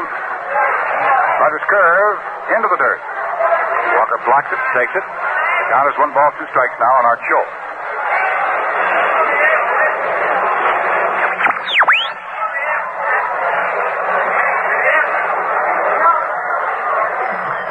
Standing about 3/4 deep at the plate.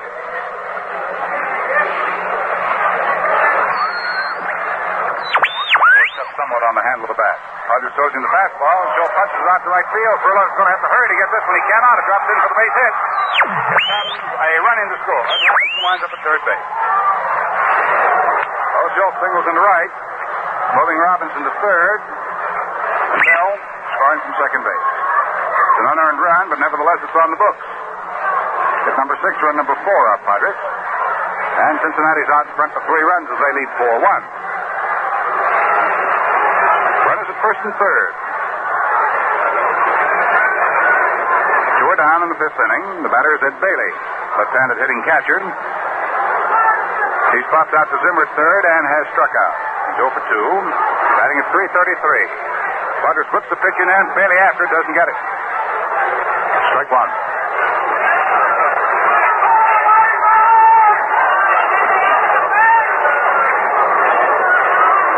Have some activity down the Brooklyn bullpen. Eddie Roebuck, sidearm pitching right-handers getting up to throw. Rodgers offers the fastball, and it's outside.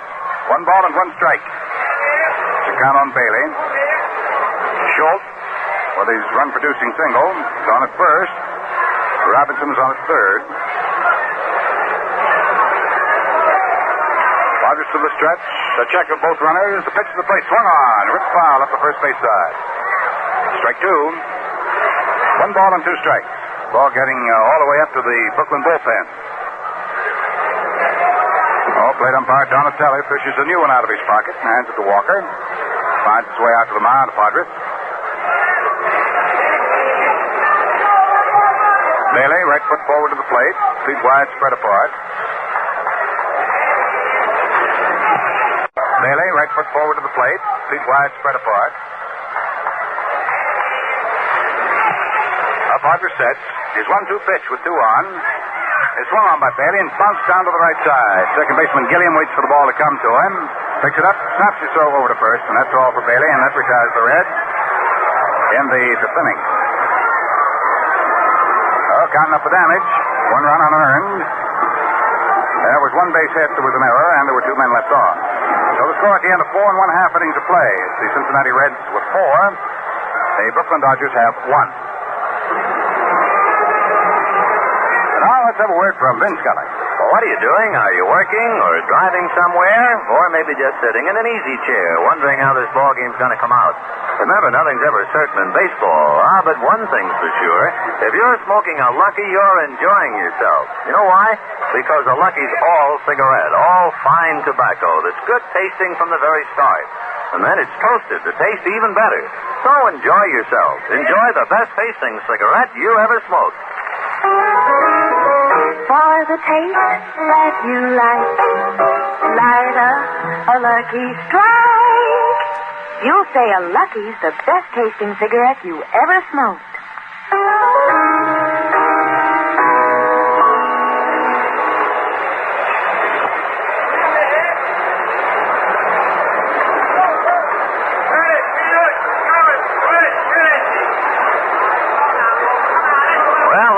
Right now, as we go to the last of the 5th inning, with the Redlegs slowly inching their way out in front now by the score of 4-1. Rube Walker will be first up. Without further ado, let's get right back to Al. It's the last third of the Brooklyn batting order. Walker standing in, hit into a double play in the 2nd inning. Al Jeffcoat with his 3-run cushion now, ready to spin him in here in the last half of the 5th inning. Jeffcoat ready, delivers, and Walker takes the pitch, laid in off the fifth for a strike. 0-1, the count on Rube Walker. Don Zimmer to follow, and then it'll be Padres or a pinch hitter. Jeffcoat works. Walker after it. Hits it back foul. Strike 2. No balls, 2 strikes. Walker batting in an even .300. He has 3 for 10. He's gone 0 for 1 tonight.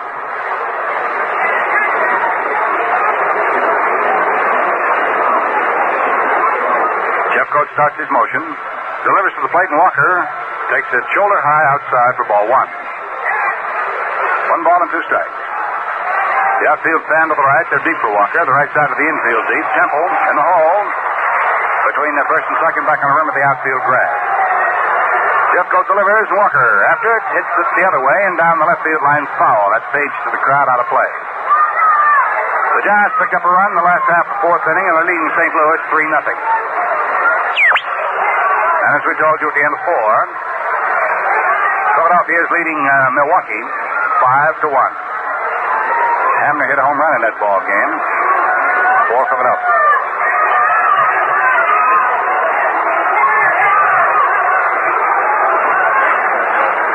Fastball hit down to the right side. Second baseman Temple up with it.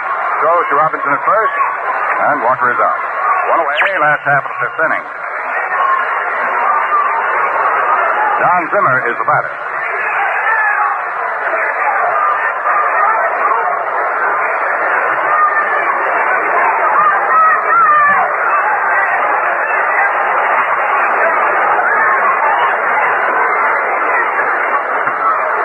Jeffcoat offers Zimmer a curveball that's inside up against the belt buckle. And ball. 1 out, last half of the 5th, no base runners. And the score is 4-1. Favors Cincinnati. Jeffcoat wheels the pitch in there, and Zimmer after it dribbles it up the third baseline foul. 1 ball and 1 strike.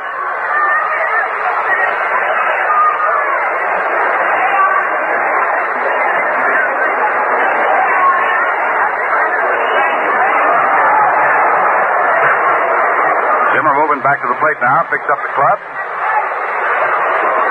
Stands back in. Jeffcoat ready to serve him up again.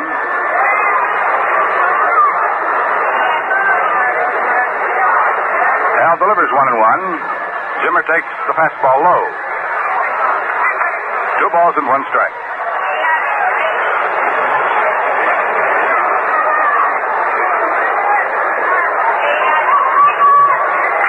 Jim, after the next pitch, drills it down the left field line. That's one into the corner. That'll be that's extra bases. Zimmer makes his turn at first and goes into second, standing up with a 2-bagger.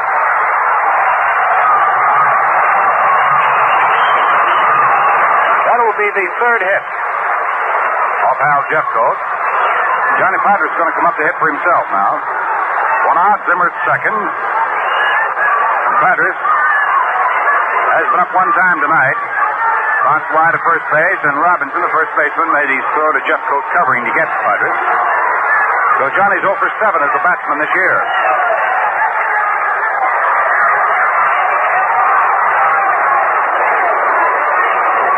Hitting left-handed, Johnny standing in. Zimmer stepping off at second. Hoak playing a shallow third. Soft curve is offered to Padres outside for ball 1.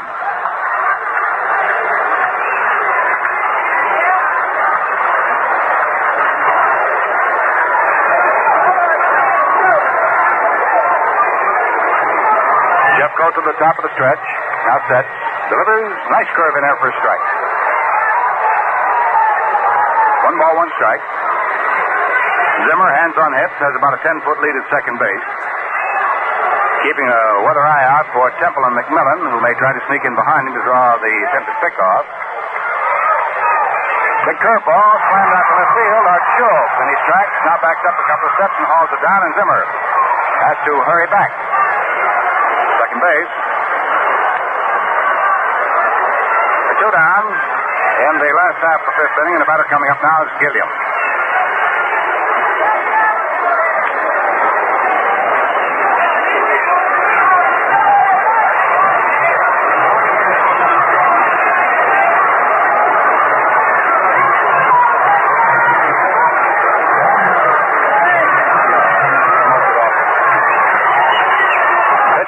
Gilliam, there's a high fly ball hit into right center field. The second baseman going back. Temple still brought back and throws it down. That's it. A run's 1 hit, 1 man left on in the 5th inning. The score at the end of 5. It's Cincinnati 4 runs, 6 hits, 1 error, and the Brooklyn Dodgers 1 run, 3 hits, and 2 errors. Continues long after the sale is made. Modern shop contains all the latest factory-approved equipment for keeping your Olds in tip-top condition. Their careful servicemen are constantly being trained in Olds factory schools. That's the reason. That's why over 67% of Rose Oldsmobile sales are to repeat customers. Folks who come back year after year because Rose offers more. Low price plus continuing interest in your satisfaction. There's no substitute for integrity, and integrity means Rose Oldsmobile, Central and Manning, satisfying customers at the same location for more than 30 years. That's Rose Oldsmobile. McMillan and Jeffcoat. Stepping up to the microphone, speaking for Lucky Strike and for the play-by-play, here's Vin Scully. Thank you, Al, and good evening, everybody. Don Hoak, followed by Roy McMillan and then Hal Jeffcoat. And Padres' fastball spins Hoak around for 1. Hoak walked and doubled. Don 1 for 1, batting .407. It's quite a different Don Hoak we're seeing tonight than the boy used to play for Brooklyn. Fastball in for the strike, 1-1. Hoak, when he was a Dodger, and for that matter all throughout his baseball career, even when he was at Chicago, had a spread eagle stance. He would bend at the knees and also at the waist. He had a tendency to lock himself trying to swing. 1-1 is a fastball in there, strike 2. When he went to Cincinnati, Bertie Tebbetts told him, son, the way you're batting, you won't last long in the major leagues. So they got together and came up with this batting stance. 1-2 pitch to him, fastball, fouled away. Count remains 1-2.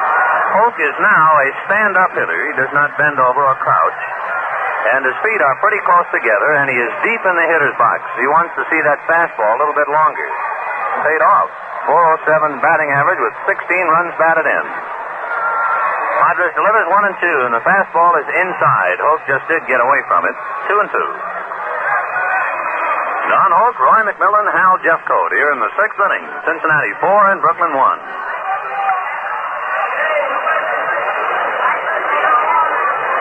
Padres winds and the 2-2 pitch. Fastball again right at the hands. Ball 3. 3-2.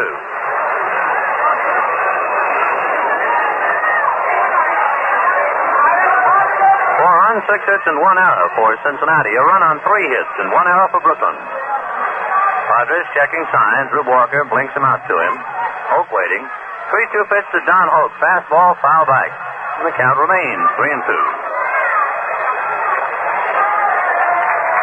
Hoak is the man who caused a clarification of a baseball rule this year. Remember against the Milwaukee Braves when he, as a base runner, fielded a ground ball. 3-2 pitch, curved, just low. Ball 4, and Hoak is on. So Don has 2 walks and a double. Walk number 5 given up by Johnny Padres. And it brings up Roy McMillan. McMillan has doubled and bounced out second to first. Hoak fielded the ground ball, as you remember, and then turned and tossed it to Johnny Logan, the Braves shortstop.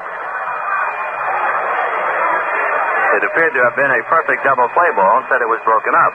So they got together and changed the rule. First pitch to McMillan, fastball for the strike, on 1. Now the rule says that if a base runner interferes with a batted ball, if the umpire's judgment is to be proven that the base runner actually let himself be hit by the batted ball, not only is he out, but the preceding runner is out. And that will stop that. The strike 1 pitch, fastball, low, 1 ball, 1 strike. McMillan batting .264. Don Hoak at first base, Gil Hodges holding. Nobody out in the 6th inning, 4-1 Cincinnati. Eddie Roebuck begins to loosen up in the Brooklyn bullpen. Padres delivers 1-1. There goes Hoak. The curve is low. The throw down to Gilliam is not in time. Junior had to take the throw in front of the bag, tried to make a backward tag and couldn't do it. So Don Hoak steals second. Curve low and inside, and the count 2 balls and 1 strike to Roy McMillan. That's the second stolen base for Don Hoak.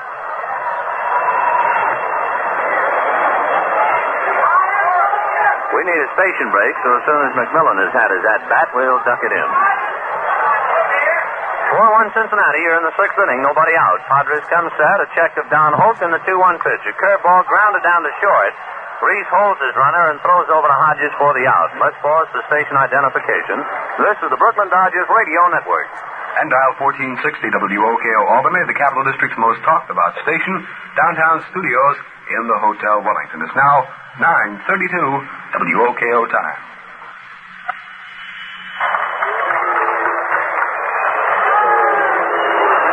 Hal Jeffcoat, who has done very well out there in the pitching mound, now comes up and settles in the right-hand hitter's box next to home plate. Jeff batting .250. He's popped out and struck out 0 for 2. Padres ready and comes to him with a fastball and gets it over for the strike, 0-1. When the Dodgers bat in the bottom of the 6th, if you're not keeping score and you'd like to look ahead, they'll send up Reese, Snyder, and Perillo. Should anybody get on, maybe Hodges. Jeffcoat waiting. Padres back to him with another fastball. It's cut on late and hit in the upper deck, just to the right of home plate. 0-2 the count. On deck is Johnny Temple. It's a rather strange ballgame that Padres is pitching tonight in the sense that he is not throwing many changeups. He threw a changeup to Art Schultz in the 4th inning, and Schultz doubled on 1 bounce of the center field wall. Most of the time, fastball and curve. Strike 2 pitch. Curveball cut on and missed, and down goes Jeffcoat. 6 strikeouts for Padres. The changeup, of course, has always been a very big pitch for Padres ever since that 1955 World Series. Hasn't thrown many of them this evening.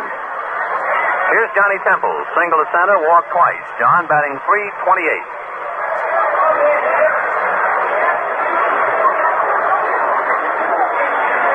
Padres leans in to get a sign from Rube Walker. Now Johnny straightens up. And the pitch to Temple. Fastball for the strike, 0-1.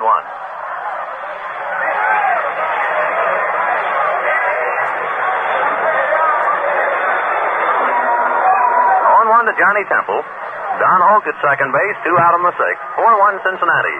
Fastball cut on and line to right center. Snyder going on, reaching up and grabs it on the run. For Cincinnati in the 6th inning. No runs, no hits. There was a walk, a stolen base, and a man left on at second. And so the score at the end of 5.5 innings of play, Cincinnati 4 and Brooklyn 1. Now let's lend an ear to Al. Would you like to hear the latest? Well, stick around for a minute and we'll give you some more of Happy Joe Lucky's clubhouse chatter. Meantime, let's all settle back and light up a Lucky. It's light-up time. Time to enjoy a cigarette that's all cigarette. All fine tobacco. Naturally good-tasting tobacco that's toasted to taste even better. Cleaner, fresher, smoother. Yes, sir, that's the Lucky.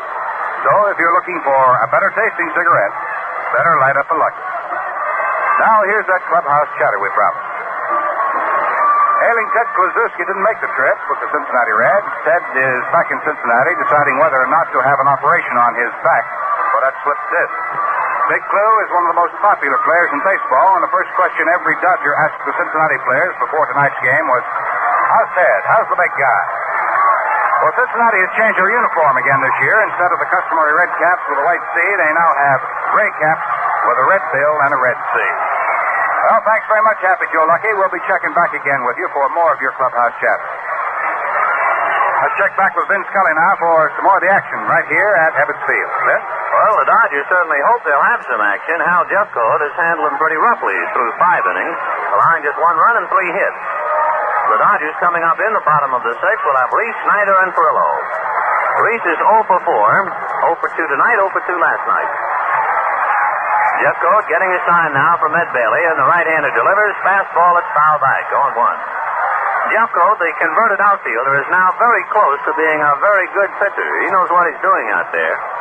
And he'll change his delivery, come overhand, sidearm. And when he has his control, so that the hitters are just kind of bending one way and then the other, he's very tough.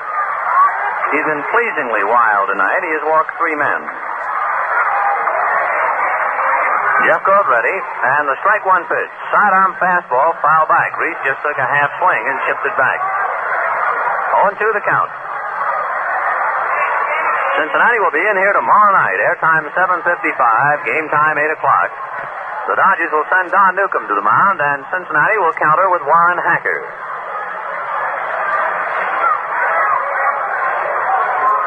Thursday an open date, over the weekend at the Polo Grounds, and then Monday the Dodgers head west for their first Western trip. Open up with the Braves at Milwaukee. Strike 2 pitch, the fastball outside, backhanded by Bailey, 1 ball, 2 strikes. The end of this inning, right after the Dodgers have had their whacks at Jeffcoat, we'll have a complete rundown of the Lucky Strike scoreboard. So stay right with us. The 1-2 pitch to Reese. Overhand curve gets him out of there right at his shoulders. 2-2.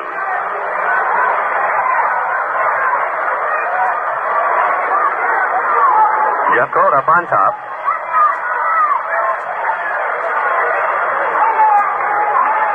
On deck, Duke Snyder. Dodgers got a run in the first inning, but Cincinnati picked up 2 in the second, 1 in the fourth, and 1 in the fifth, and they lead 4-1. Reese waiting. Jeffcoat winds now. The 2-2 pitch. Sidearm fastball rammed into left field for a base hit. So Peewee comes up with his first hit, and that makes the 1957 season official here in Brooklyn. A solid single to left. Then here's the Duke.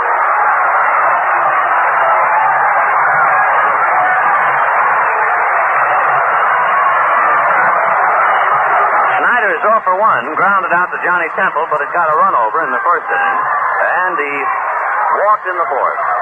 Duke batting .254. He liked it against Cincinnati, especially at Crosley Field in Cincinnati. He hit .400 against the Redlegs in 1956. Jeffcoat ready and delivers. Snyder swings and doesn't get it. 0-1. Snyder having a bit of trouble because of that left knee. Since he's a left-hand batter, all his weight must be put on it. And it seems to upset him a bit. He has a tendency to hit off his front foot, and consequently he's been in a slump. Duke just hanging in there and trying to get over the knee and get back on the right road. Strike 1 pitch, cut on and sliced away off the plate. That'll carry to the roof and out of the ballpark. 0-2.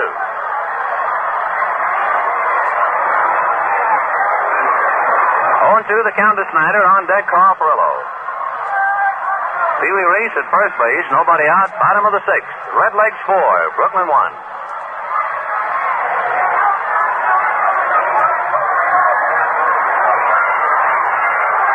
Jeffcoat flicking his glove now while Bailey flashes out signs. The strike 2 pitch to Snyder. Fastball got him swinging.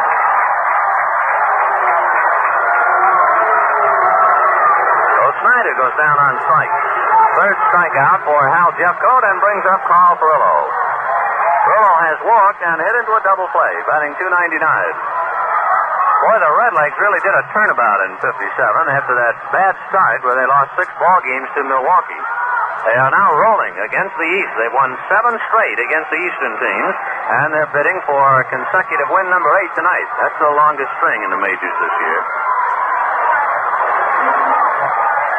Jeffcoat up on top. Hal set now. Checks Reese and comes to the plate. Fastball high. Ball 1.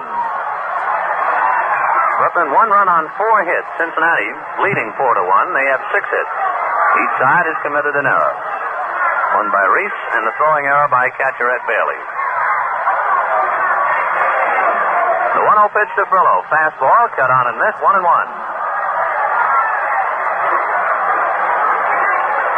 Seeing Hal Jeffcoat out there tonight, outfielder who couldn't quite make it. He couldn't hit enough. Changed to a pitcher. Quite a story going on down at Philadelphia with Granny Hamner. Notice that Hamner hit a home run tonight.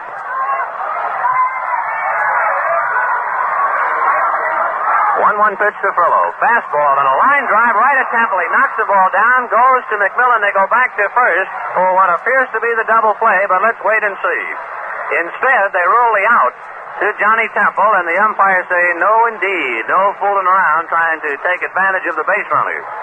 Temple had the line drive right to him and just let the ball drop at his feet. Actually knocked it down. Reese had to remain at first, and it looked like the double play, but the umpires say no. Not allowed to take an unfair advantage of a base runner, and that's what that was. So Furillo lines up to Johnny Temple. Reese holding on at first. 2 out, and the batter, Gil Hodges. Hodges batting .319.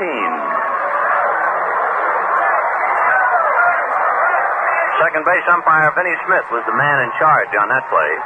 Jeffcoat delivering the fastball, a kangaroo bounce into the hole at short. McMillan makes a fine play, and they get the force on Reese. A big high pounder over the outstretched arms of Don Hoak, and McMillan gliding into the hole, threw back toward second and got his man. So the fourth play goes 6-4. For Brooklyn in the 6th, they're denied again. No runs, 1 hit. They leave a man. And at the end of 6, Cincinnati 4 runs, 6 hits, and 1 error. Brooklyn 1 run, 4 hits, and 1 error. Now to our Lucky Strike scoreboard, and here's Al. In the National League, the Cardinals playing the Giants at the Polo Grounds tonight. At the end of 4 1/2 innings of play, the Cardinals lead 5-3. St. Louis coming up with 5 great big runs in the top half of inning number 5. Herm Weimar pitching for the Cardinals. Burnside started for the Giants. Worthington in the 5th. Boyer and Moon have hit home runs, both in the 5th inning. The base is empty for the St. Louis Cardinals. Shane Deanson Rhodes have connected for the circuit for the New York Giants. Milwaukee and Philadelphia at the end of 6 innings of play. It is Philadelphia 6. Milwaukee has 4. Spahn started for Milwaukee. Buell in the 5th. Roberts pitching for Philadelphia. And Granny Hamner in the 3rd with the bases empty. Hit his first home run of the year for Philadelphia. Chicago-Pittsburgh at the end of 5. It is the Cubs 5 and the Pittsburgh Pirates 2. Tom Paholsky for Chicago. Friend for Pittsburgh. Neiman in the 4th with 1 on. Hit a home run for Chicago. His 3rd. The Yankees in Cleveland at the end of 5 1/2 innings, no score. Cleveland batting in the last half of the 6th. Score relieved by Lemon in the 1st after Score had been injured on a line drive. The Yankees have Sturtevant on the mound. Brewer and Donovan pitching in the Boston-Chicago game, 1-0. Boston over Chicago at the end of 2. All right, then. Here's a line drive in the center field. A clean base hit for Wally Post. So Wally on the first pitch singles to center. That is hit number 7 against Johnny Padres. Post had been up there, twice had hit into a double play and struck out while he was batting .221 and singles on the first pitch. Gus Bell has bounced out, struck out, and got on Reese's error. Gus batting .288. Gus left-hand batter, as you know, around a bunt and does. Padres down the field. It goes to Reese, and they get the force. Nice play by Johnny and a nice stretch by Reese. So Barrow trying to sacrifice his man, instead forces him at second base, 1-6. 1 out here in the 7th, 4-1 Cincinnati, and the Dodgers now have left-hander Kenny Lehman, who has not appeared in a ball game thus far, and Eddie Roebuck. Frank Robinson doubled, struck out, and walked. Frank, after a brilliant freshman year, is starting right off again in 1857. He's batting .361. Trying to fill a big pair of shoes at first base because of the absent Ted Kluszewski. Curveball to him, doesn't break very much and stays high, ball one.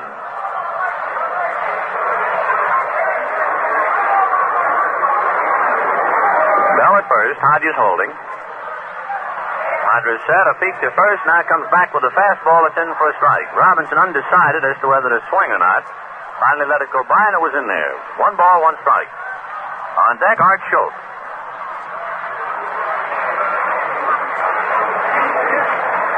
Padres come set. The 1-1 pitch to Frank Robinson. Fastball high, ball 2. 2-1. It's conceivable that in Johnny Padres' pitching book, he just did not like the change-up to the Cincinnati batters. Fastball curve, fastball curve. John set.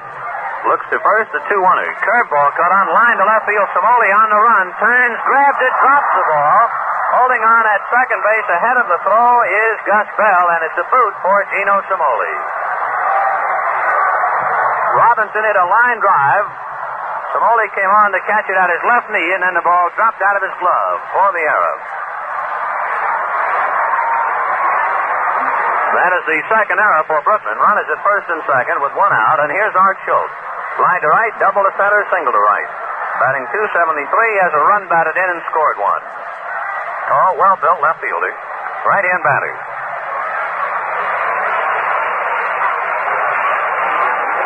Padres checking the base runners, now up on top. 1 out. John ready and delivers. Fastball at the knees for a strike, going 1. Cincinnati 4, Brooklyn 1 with 1 out in the 7th.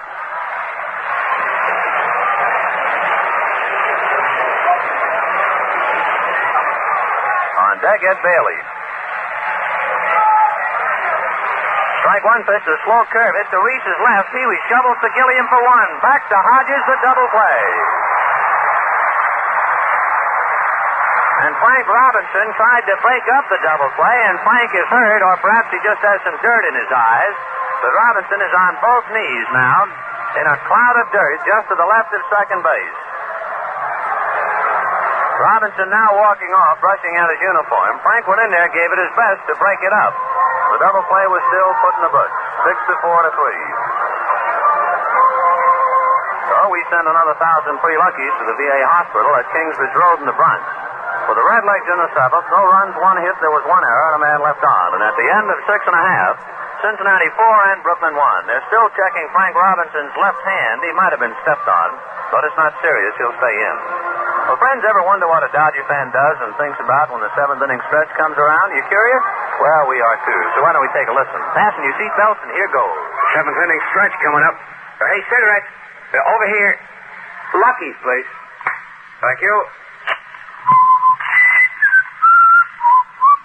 Oh, now for a match. Oh, yeah, right here. Boy, what a cigarette. A genuine cigarette. Say, how about joining me?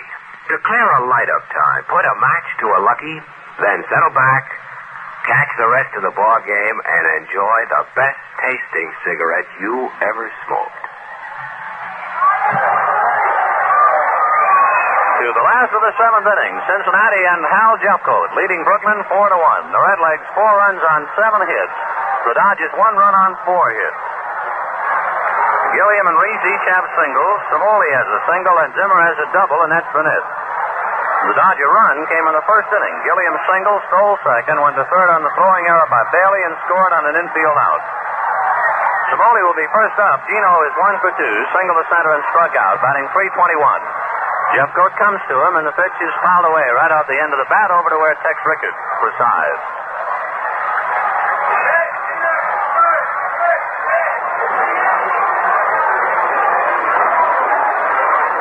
Samoli, Walker, and Zimmer the way the Dodgers come up, and then Johnny Padres spot. Jeffcoat delivers 0-1. Overhand curve, whack foul down the left field line and back into the seats. 0-2. Eddie Roebuck continues to throw in the Dodger bullpen.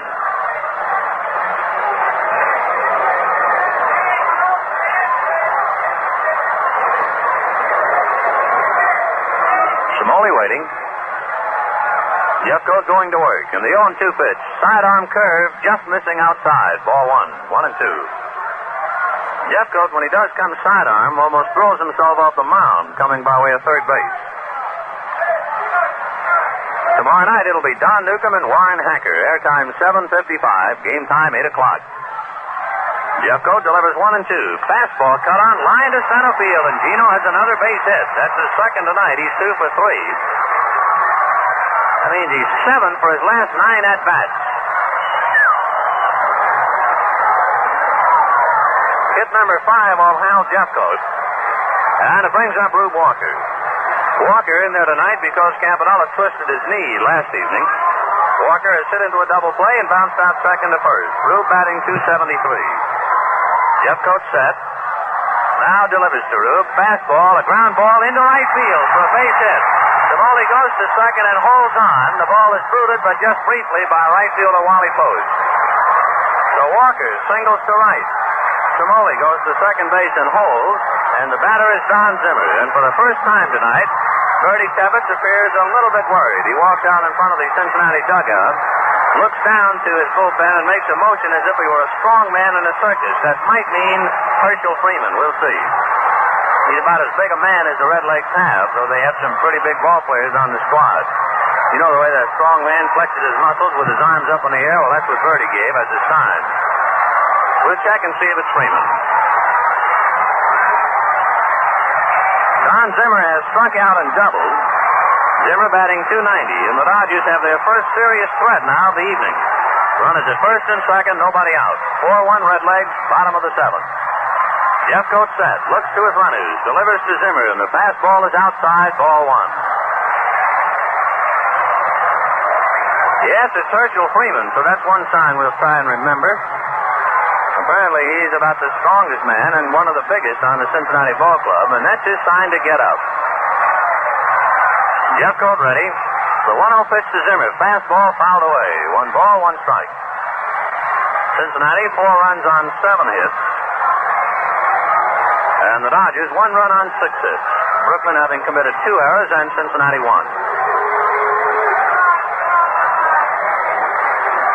Cimoli inching away from second. Rube Walker away from first. Zimmer waiting. Hoak almost back of the bag at third. The 1-1er. Fastball, foul back. 1-2. They really give Zimmer a big hole on the left side of the infield to shoot at. Roy McMillan is slightly over towards his left, near his second base. Don Hoak, however, is hugging the line back of the bag at third. Bertie Tebbetts facing up and down in front of the Cincinnati bench. 1-2 to Don Zimmer. Jeffcoat looks down the barrel to get his sign from Ed Bailey. Now the 1-2 pitch. Fastball dribbled halfway back to the mound. Jeffcoat goes to second base. It's a high throw, and everybody's safe.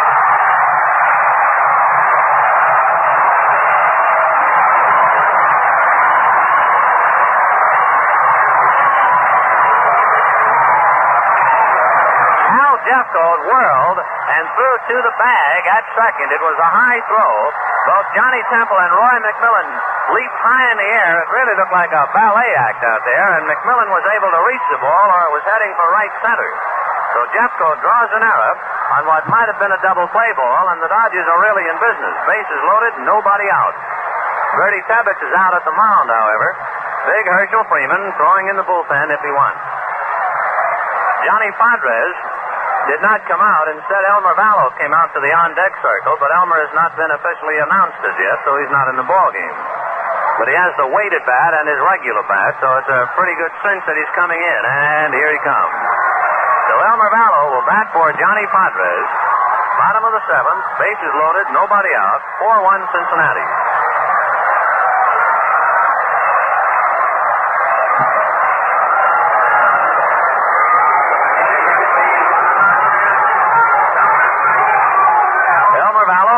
Introduced to the crowd. Elmer appeared as a pinch batter last night against Milwaukee. Hit in the 9th inning for Charlie Neal with the bases loaded. Hit into a double play. Vallow stepping in. Gino Cimoli at third. Rube Walker at second. Don Zimmer at first. Nobody out. Jeffcoat looks to third, now goes to his windup, and the pitch to Vallow. Cut on, a high bouncer down to Johnny Temple. He feeds to McMillan for one. Back to Robinson, the double play, and Gino Cimoli scores. Vallow, of course, does not get credited for a run batted in. So Elmer hits into a double play, 4-6 to 3. Zimmer is cut down as Rube Walker advances to third, and Cimoli carries the run over. So it is now 4-2, Cincinnati. I imagine Vallow could eat his glove now. 2 appearances a row as a pinch batter and twice hitting into double plays. Jim Gilliam stepping in. Rube Walker at third and 2 outs. Gilliam, batting .291, is 1 for 3. Jeffcoat winds and delivers, and Gilliam takes inside, ball 1. Eddie Roebuck loosening up in the Dodger bullpen.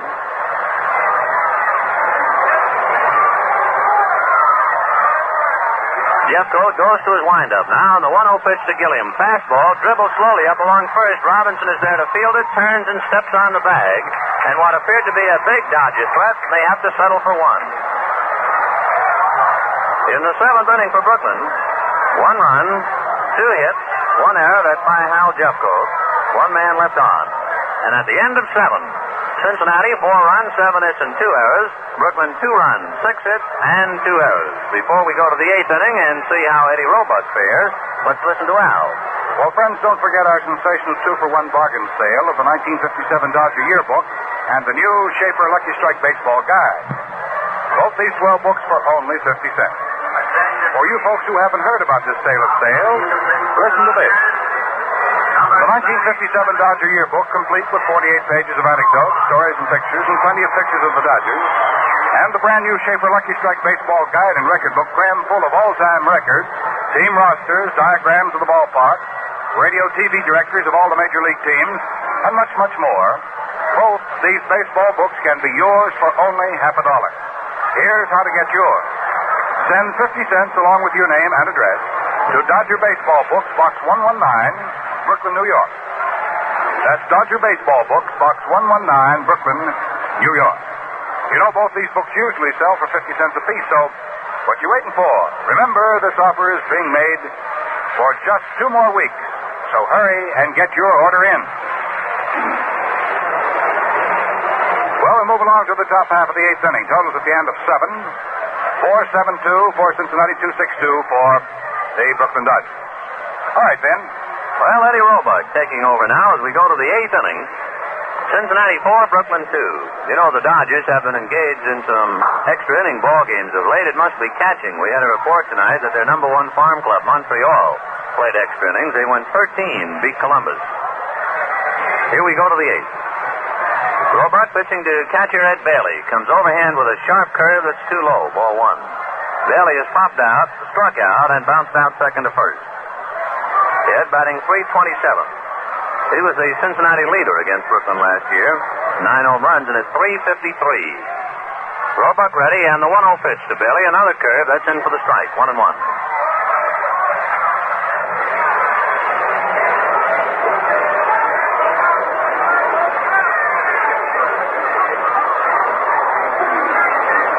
Roebuck making his second appearance of the year. The 1-1er bounced the curve, ball 2, 2-1.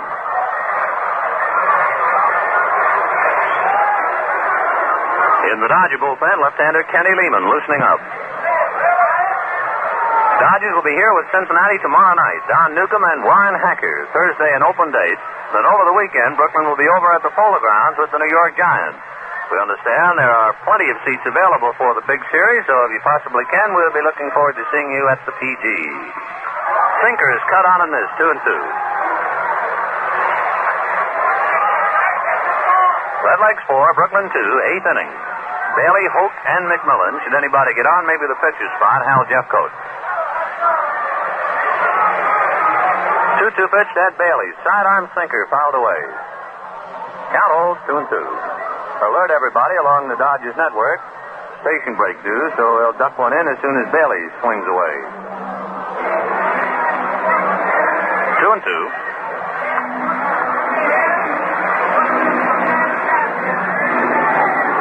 The outfield on Bailey, deep and around to right, gap in left center. Roebuck comes overhand, the fastball is outside. Ball 3. 3-2.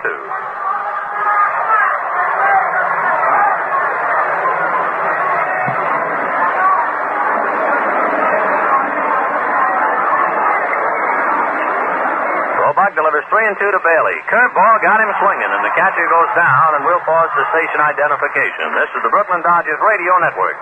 And dial 1460 WOKO Albany, the Capital District's most talked about station. Downtown studios in the Hotel Wellington. It's now exactly 10 o'clock WOKO time.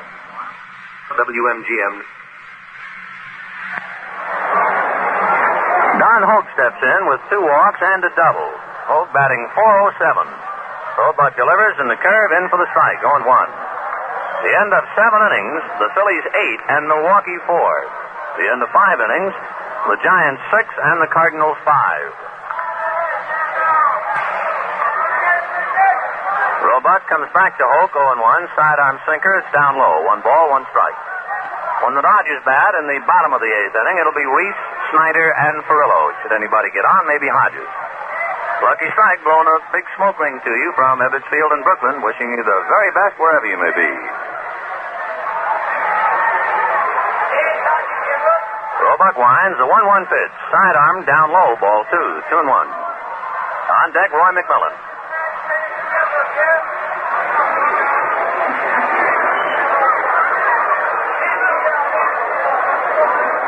The Yankees came up with a run in the 7th inning. At the end of 6 1/2 innings, the Yankees won, Cleveland nothing. Roebuck delivers, sidearm sinker, and that's low. Ball 3, 3-1. So Hoak now turns and looks down to third base coach Jimmy Dykes to see how the Redlegs, Bertie Tebbetts, wants to play it.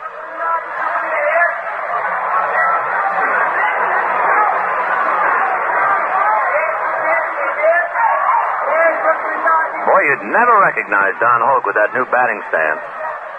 Really changed. 3-1 pitch to him. He lets it come in. It's over for a strike. 3-2.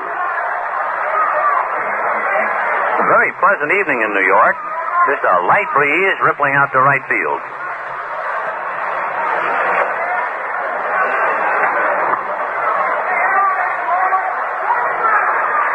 Roebuck winds, a 3-2 pitch. Sidearm curve fouled away. Count remains 3-2.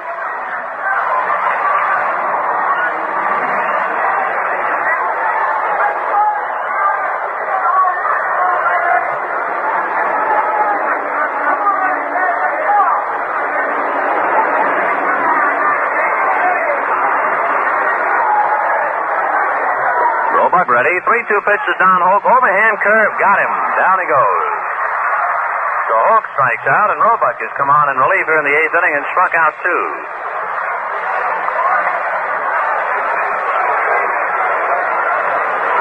The batter, Roy McMillan, who has doubled and bounced out twice.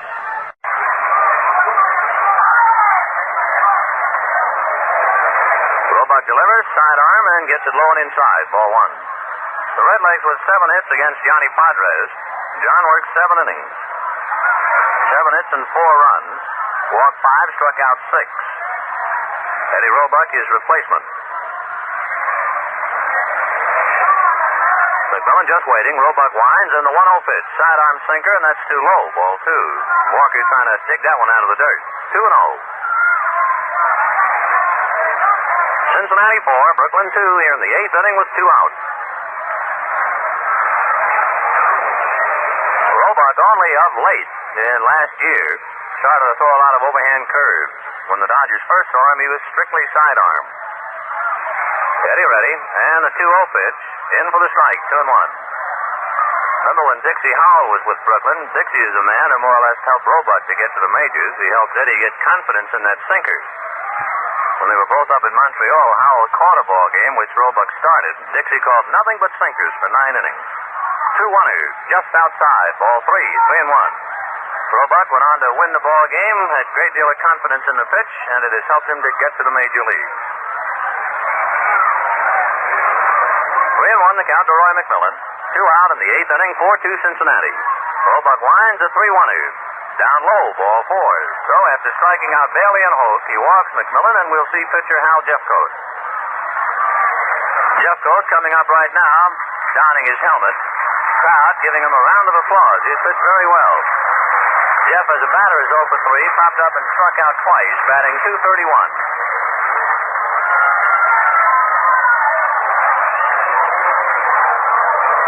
was in serious jam in the seventh when the Dodgers had the bases loaded and nobody out, but he got pinch batter Vallo to hit into a double play.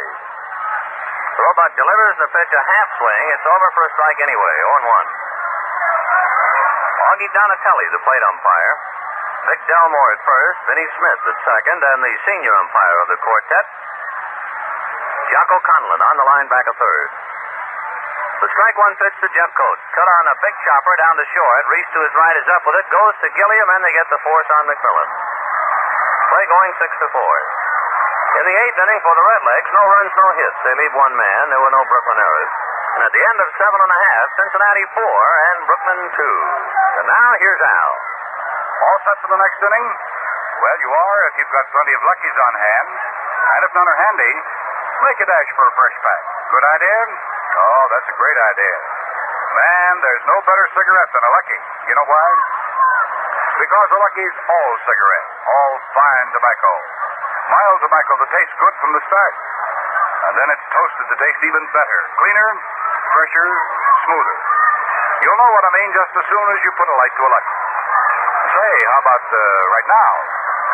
Well, let's see. It's just about 7 minutes past 10 o'clock here at Ebbets Field in Brooklyn. That means it's light-up time.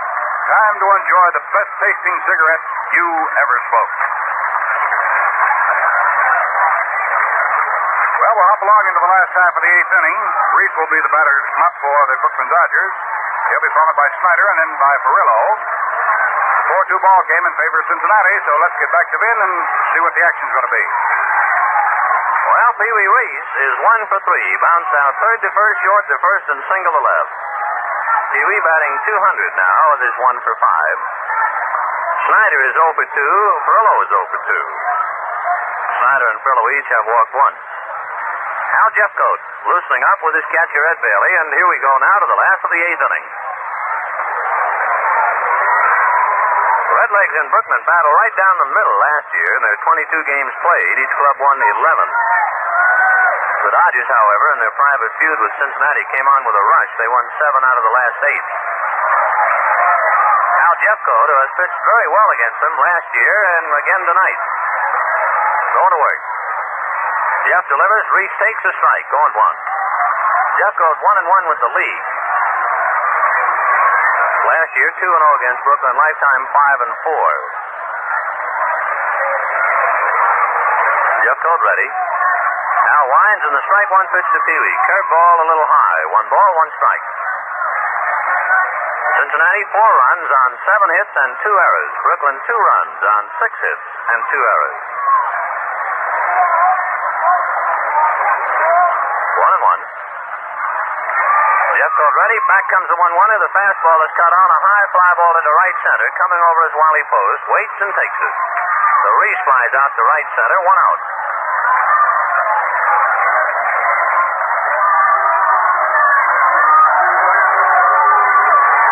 Snyder has bounced out, walked, and struck out. Duke batting .250. Some folks began to boo until the majority of folks begin a round of applause to the Duke to make him feel better. He's got enough problems with a sore left knee and a .250 batting average. Jeffcoat ready and delivers, and Snyder promptly hits one sharply to Johnny Temple on the grass in the hole on the right side, and Johnny throws him out. So Snyder goes out, second to first. 2 down in the eighth inning.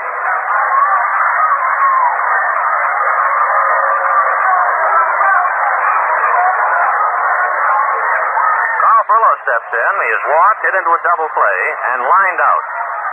Carl 0 for 2. Batting .294.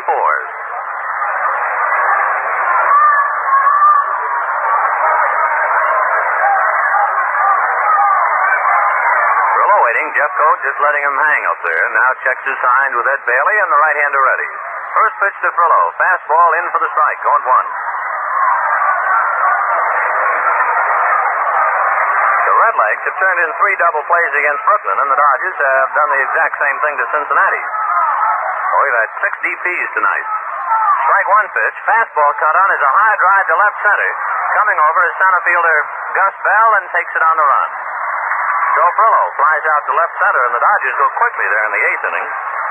1-2-3, and at the end of 8, Cincinnati 4 runs, 7 hits, and 2 errors. Brooklyn 2 runs, 6 hits, and 2 errors. Well, just a gentle reminder now about the weekend series with the New York Giants over at the Polo Grounds. We've been told that there are plenty of seats of all kinds. It's always exciting when those two ball clubs get together. So we'll see you at the Polo Grounds Friday night, Saturday, and Sunday afternoon. Also, tomorrow night will be the Dodgers' last ball game here at Ebbets Field for a little while. For after tomorrow, Wednesday night, when Don Newcomb will oppose Warren Hacker, the following day, Thursday, is an open date. Then the weekend series with the Giants. And then on Monday, the Dodgers will board their brand new Convair at Hangar 8, Eastern Airlines at LaGuardia, and at 3:30 p.m. Monday afternoon, we head for Milwaukee. So that'll be the schedule for a while. Keep the ball club out west. So tomorrow will be the last chance, the last home game on this first current homestand. Eddie Roebuck trying to keep Cincinnati quiet now in the ninth inning, and then he can only hope the Dodgers will explode in the bottom of the ninth. For the Redlegs in the top of the ninth, Johnny Temple, Wally Post, and Gus Bell. Cincinnati trying to win their 8th straight. Boy, are they coming in a hurry. Temple is 1 for 2, a single, and he has 2 walks. He fakes a bunt and takes a strike and growls a bit at plate umpire Augie Donatelli. 0-1. John batting .323.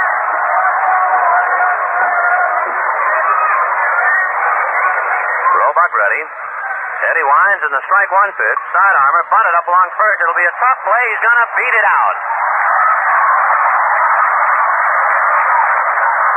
Roebuck, in delivering sidearm to the right-hand batter, in his follow-through, he was going towards third base. So Johnny Temple pushed it up along first, wide of the bag, and by the time Hodges came over to field it, Roebuck, of course, could not cover at first, and Temple was on with a bunt single. So John now is 2 for 3 tonight. Hit number 1 off Eddie Roebuck, hit number 8 for the Redlegs, and here's Wally Post. Post single to center in the 7th inning. He's 1 for 4. Roebuck delivers, Post around the bunt, and fouls it at the plate. 0-1. Post against Padres. Twice hit into double plays and struck out, and then got his base hit. So it's the first time he's looking at Eddie Roebuck. Wally batting .231. Kenny Lehman throwing again in the Dodger bullpen.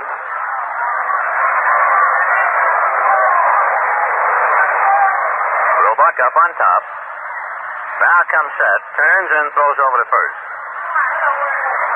Temple, a fine base runner for Cincinnati. Bertie Tebbetts gives him a lot of leash out there. There he does not go. The sidearm sinker is fouled at the plate. 0-2. Temple started to go, ran about 25 feet up towards second, and then jammed on the brakes. 0-2, the count to Wally Post with Gus Bell on deck.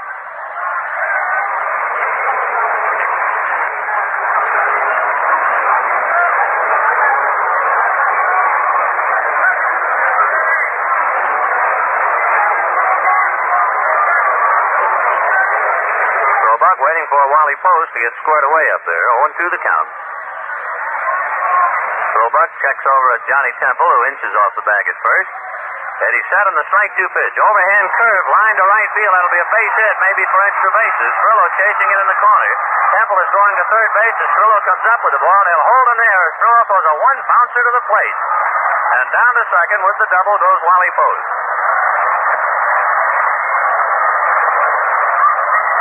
Made 2 fine throws tonight. In the second inning, with Robinson at second base and nobody out, Art Schultz flied to right. Robinson tagged up and Bluff going to third, and Perillo threw a line drive right at Don Zimmer. Now this time he threw a 1-bouncer to Walker. So Eddie Roebuck having his problems. Runners at second and third. Runners at second and third, nobody out, and Bell, Robinson, and Schultz in that order, and they'll walk Bell first off. That'll load the bases and set up a force at any base. 1 wide one to Gus, now the second one. Bell has bounced out, struck out, got on an error, hit into a force play, and now walked, so he's 0 for 4. Roebuck serves the next one outside, ball 3. Comes set, and ball 4. So Gus Bell is put on, and that loads the bases with nobody out here in the 9th inning. Bell at first, Post at second, Temple at third, and the batter, Frank Robinson, who double left, struck out, walked, and got on when Samoli dropped his line drive. Robinson batting .356, and a chance now to break the ball game wide open. Redlegs 4, Dodgers 2, top of the 9th inning. Infield drawn up tight. Rube Walker now wants to check with Roebuck. With Roebuck throwing so many sinker balls, and with a runner at third, there's a great deal of pressure on the catcher, Rube Walker in this instance, to make sure that a ball does not squirt through and back to the backstop. Reese comes in, also checking with Roebuck. Frank Robinson up there at the plate. Rube Walker blinking signs out. Roebuck staring down the barrel as the sign that he wants and now winds. The first pitch to Robinson. Side armor cut on and foul back out of play. 0-1. The Dodgers had one big chance against Hal Jeffcoat thus far. That was in the 7th inning. Bases loaded, nobody out. Vallow hit into a double play as a run scored. Gilliam bounced out, and that was that. And now the Redlegs here in the 9th are trying to increase their lead. They lead 4-2. Roebuck ready, and the strike one pitch to Frank Robinson. A sinker, a little low. 1 ball, 1 strike. Final score from Philadelphia. Mr. Robin Roberts bests Warren Spahn, and the Phillies up in Milwaukee 8-4. Granny Hamner at a home run. So the Phillies defeat the league-leading Braves. Means the Dodgers cannot lose any ground in Milwaukee. But Cincinnati rumbling and moving closer and closer. Roebuck checking signs. Bases loaded. Nobody out in the 9th. Eddie goes to his windup. Robinson waiting. The 1-1 pitch. Side armor grounded through into left field for a base hit. Zimmer dove at it and couldn't come up with it. Temple scores, and right back of him is Wally Post, and the Redlegs now lead 6-2. So with the infield drawn in tight, Frank Robinson jammed one in the hole. Zimmer made a headfirst dive for it and couldn't get it. So Robinson singles in 2. Hit number 3 off Roebuck. He's allowed 2 runs. Cincinnati 6, Brooklyn 2. Still nobody out. Runners at first and second. The batter is Art Schultz, who has flied to right, doubled, singled, and hit into a double play. Left fielder batting .261. Dodgers have a mind he'll be bunting. He's around to bunt and does up along third. They let it roll. It's hugging the chalk line. Still fair. It stays fair. And Art Schultz has himself a bunt single. Schultz's bunt was right in a groove up along the chalk line heading toward third. Roebuck could only let the ball roll and hope it would go foul, and the ball died in fair ground. And the bases are loaded again. Still nobody out. Left-hander Ed Bailey coming up. And Walter Olson goes to his bullpen. He wants Kenny Lehman. We'll have a pinch runner at first base. Have to wait till we see his number to figure out who it is. Might be Pete Wisnant.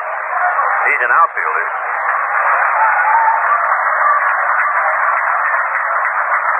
He's talking to Frank McCormick at first. Can I see the glasses? Please, Al. There's one peak, and if you see that big blonde head under there, you know it's Wisnant. Yep. Pete Wisnant running at first base for Art Schultz.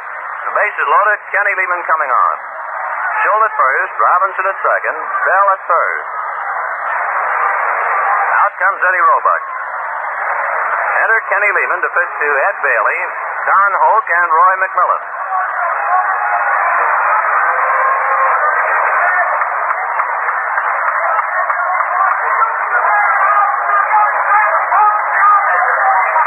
Cincinnati 6 runs on 11 hits and 2 errors. Brooklyn 2 runs, 6 hits and 2 errors. Kenny Lehman, the third Dodger pitcher on the mound. We've seen Johnny Padres for 7 innings. Roebuck worked 1 inning plus, did not get anybody out here in the 9th inning. He allowed 4 hits, at least 2 runs. All the runners on the base paths are Roebuck's responsibility. So Lehman pitching to left-hand batter Ed Bailey. For Kenny Lehman, this is his first appearance of the year. Ed Bailey has popped out, struck out twice, and grounded out. Bailey batting .323. So Pete Wisnant at first base, and he will probably go into left field in the 9th inning for left fielder Art Schultz, who gave weight to him. Wisnant, a more experienced outfielder. Remember, he used to be with Chicago and also the Braves. All right, Lehman looks in to get his sign. Bailey waiting. Bases loaded, nobody out. 6-2 Cincinnati. Curve low and outside. Ball 1. Gus Bell at third, Frank Robinson at second, Pete Wisnan at first. The Dodger infield remains up tight, trying to choke off a run at the plate. 6-2 Redleg, nobody out. Rainey Valdez begins loosening up in the Brooklyn bullpen. The 1-0 pitch by Lehman, a curve in for the strike. 1-1.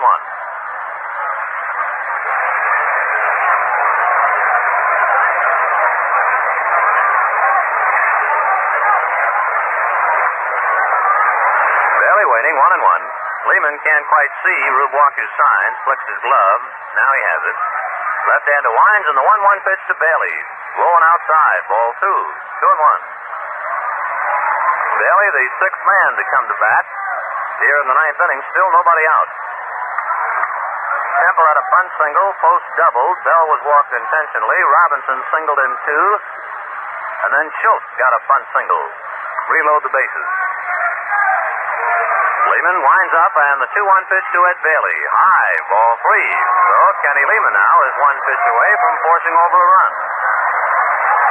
Crowd squirming a bit, a crowd of 9,830. Don't you squirm, just light up a lucky and stay right with us. Lehman paws at the dirt, trying to regain his sights on home plate. Kenny nods in agreement, now goes to work. The 3-1 pitch to Ed Bailey. Cut on and missed, strike 2. It's pretty tough for Kenny Lehman. The season having rolled along, he's not pitched since way back in spring training. Remember Ernie Johnson, when he came on in relief the other day for Milwaukee, he hadn't pitched since the Dodgers played the Braves at Fort Worth. And that's a while ago. It's about the same for Lehman. Pretty tough spot for him. Kenny getting a sign. Ed Bailey waits. Lehman winds a 3-2 pitch. Curve cut on and grounded down to Gilliam, who boots the ball and picks it up. No, Hodges does and just steps on the bag, but a run comes over. There's no error. The run comes in. So Bailey grounds out 4-3 as Gilliam, in booting the ball, deflects it right over to Hodges, who steps on the bag. Wisnan advancing to second. Robinson goes to third. Bell comes over. The third run of the inning. The run is charged to Roebuck, and the Redlegs now lead 7-2. Don Hoak. 2 walks, a stolen base. He has a double, and he struck out. The infield remains up tight. And with Hoak up there, there's always a possibility of a squeeze play. Lehman delivers, and Don swings and jolts it to right center. It's deep. It's way out there. Furlow on the run reaches up, but it's over his head. In comes Frank Robinson. There's a great deal of confusion on the base path. Hoak has already passed Ed Bailey.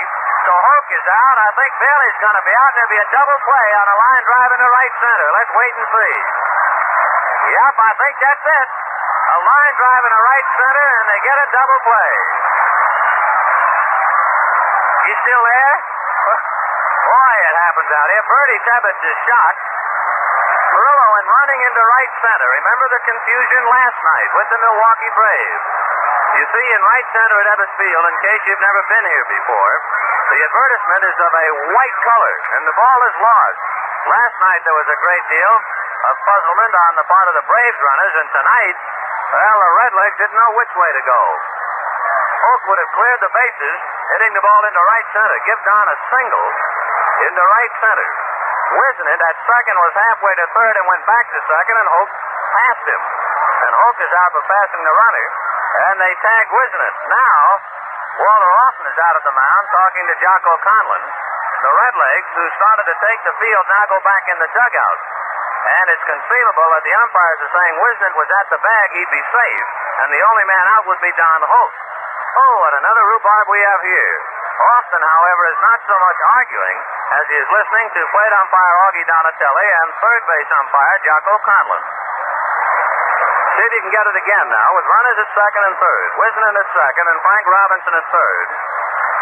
Hoak hit a drive into right center that was in there for a base hit, but the Redleg runners were confused. Wisnan went back towards second base, and Hoak, who was running with his head down, figuring he had extra bases, passed Wisnan, and Wisnan remains at the bag. That belongs to him, but Hoak is out for passing the runners. Frank Robinson at third came across to score, but Wisnan remained at the bag, so the only out is charged to Don Hoak for passing the runners. They'll give Hoak a single. He passed the runner, give the put out to Reese, who was closest man to the play. Wisnant remains at second base, and Robinson scores. Boy, oh boy, oh boy. The hit is off Lehman. The run is charged to Roebuck, and it is 8-2 in favor of Cincinnati. Well, I go for lucky. It's Ebbets Field. Boy, we thought the brave runners didn't know where to go last night. You should have seen the Redlegs. Frank Robinson was around third. He thought maybe he should go back. Wisnant was at second. He was halfway down to third. He decided to go back, and there was Hoak churning around second. How do you do, Mr. Wisnant? And he went right by him. So Hoak with a base hit and a run batted in, and he's out for all his troubles, but it's still 8-2 Cincinnati. Boy, this has been a weird homestand. The batter, Roy McMillan. McMillan is 1 for 3, batting .259. Lehman checks Wisnant, delivers, and a bouncer hit foul outside of first. Wisnant wasn't sure what to do, but he decided to stay right at the bag at second. Reese tagged him, but Pete remained right there. We'll check if Perillo gets an assist, but I doubt it. No assist for Perillo. Give Reese the putout. 2 out in the ninth inning, 4 runs over. Redlegs 8 and Brooklyn 2. Lehman ready and delivers, and the curve is cut on. Hits slowly to left of the mound. It'll be a tough play. Barehand pickup by Zimmer. The throw is not in time, and Wisnant is at third base. So McMillan gets a nub single up along third. The Redlegs is still at it in a slap-happy inning. Hit number 2 off Lehman. And through it all, Hal Jeffcoat quietly comes walking up to the plate and gets a round of applause.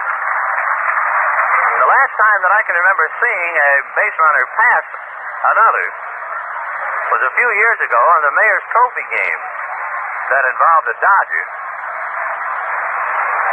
It was a grand slam home run hit, I think, by Gene Woodling, and he passed somebody at first base. I can't remember a base runner passing another base runner of late in a Dodger ball game, but there it was for all to see.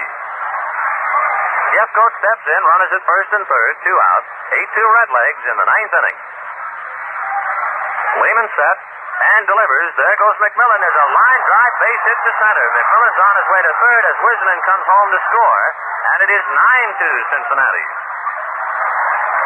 So Jeffcoat singles to center. McMillan to third. Wisnant carrying the run over. That is also charged to Roebuck, and now he can come out. As far as Roebuck's effort is concerned, 1 inning plus. 4 hits and 5 runs charged to him. Lehman came on to pitch to catcher Ed Bailey. 5 runs over for Cincinnati. It's now 9-2 in favor of the Redlegs. You know, 5 runs have popped up a bit tonight in other ball games in 1 inning. 2 other games. First pitch to Johnny Temple, up high, ball 1. The Cardinals got 5 against the Giants in 1 inning tonight. The Cubs got 5 against the Pirates. And now Cincinnati comes up with 5 in the ninth inning against Brooklyn. Lehman set and delivers, and the pitch is lined right back at Lehman for the final out. And they finally get that elusive out. Heavens knows what would have happened if Hoak hadn't passed Wisnant, but he did. Well, in the ninth inning, let's add it all up. First of all, 5 runs. 1, 2, 3, 4, 5, 6, 7 hits. 5 runs on 7 hits. A couple of men left on. No Dodger errors, and a mental error, but certainly an excusable one on the part of the Redleg base runners. Boy, that right center field area is really tough for you. Lose that ball in that white wall 2 games in a row. Opposing teams have really been fooled. However, how fooled can you be when you pick up 5 in the ninth and lead Brooklyn 9-2? Before the Dodgers bat in the bottom of the ninth, let's listen to Al. Well, what does the pitcher mean when he says, I've got the book on the next batter? Well, he's simply stating that he's got the complete scouting report on that player. Knows how to pitch to him and how the team should play him. Now, fans, if he said he's got the book on real smoking enjoyment, he's discovered the better taste of Lucky Strike. A genuine cigarette, all fine tobacco. Mild, naturally good tasting tobacco that's toasted the taste even better. Cleaner, fresher, smoother. So, friend, be happy. Go Lucky. Enjoy the best tasting cigarette you ever smoked. Well, the last half of the ninth inning. Hodges, Samoli, and Walker in that order, unless Manager Walter Austin has other ideas. But before we get started, let's pause for station identification. This is the Brooklyn Dodger Radio Network. Dial 1460 WOKO, first in Albany, the Capital District's most talked about station. Downtown studios in the Hotel Wellington. It's now 10:30 WOKO time. To the last of the ninth inning, Cincinnati 9 and Brooklyn 2. The Dodgers sending up Hodges, Samoli, and Walker. If you're keeping a close tab on the ballgame, on that play where Hoak passed Wisnant, remember he passed Wisnant between second and third, and the official score has now decided to give Don Hoak a double. All right. So Hoak tonight has 2 doubles and 2 walks. Pitch to Hodges in for a strike, going 1. Gill batting .314, has flied to left, walked, and hit into a force play, 0 for 2. Like Johnny Klipstein throwing in the Cincinnati bullpen now. Jeffco delivers a fastball outside. 1 ball, 1 strike.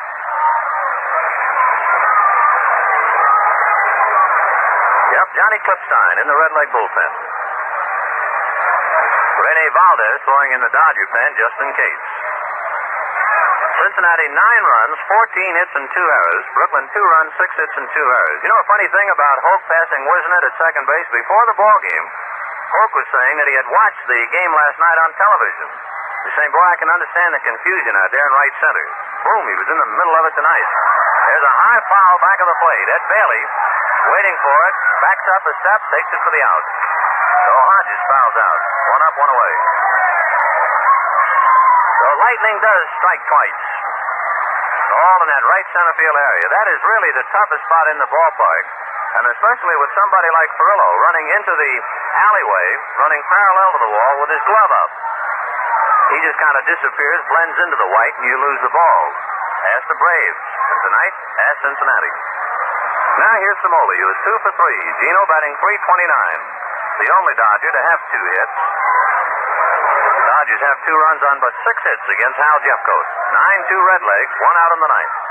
Jeff delivers and Samoli grounds it to short. It takes a tricky bounce, but McMillan stays with it and makes the play. The Dodgers now, trailing by 7 runs, are down to their last out. Trying to keep the door open is Rube Walker. Walker has hit into a double play, bounced out second to first, and single to right.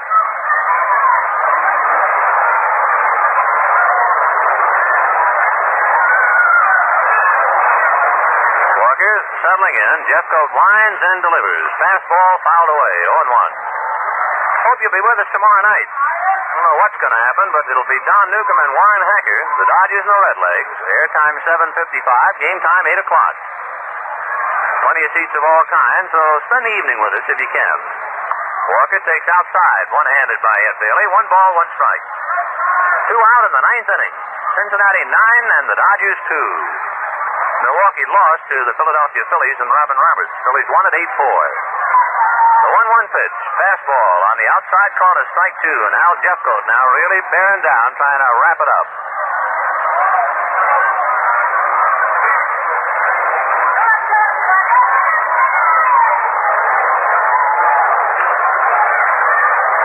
Jeffcoat ready, the 1-2 pitch to Walker. Another fastball cut on, a high fly ball into shallow right center. That should be it. Temple out, Bell over. Bell takes it for the out, and the Redlegs have won their 8th straight. All against Eastern teams. They knock off Brooklyn 9-2. Well, that's the ball game. We'll be back with the final recap in just a moment. But first, here's pretty Miss Dorothy Collins.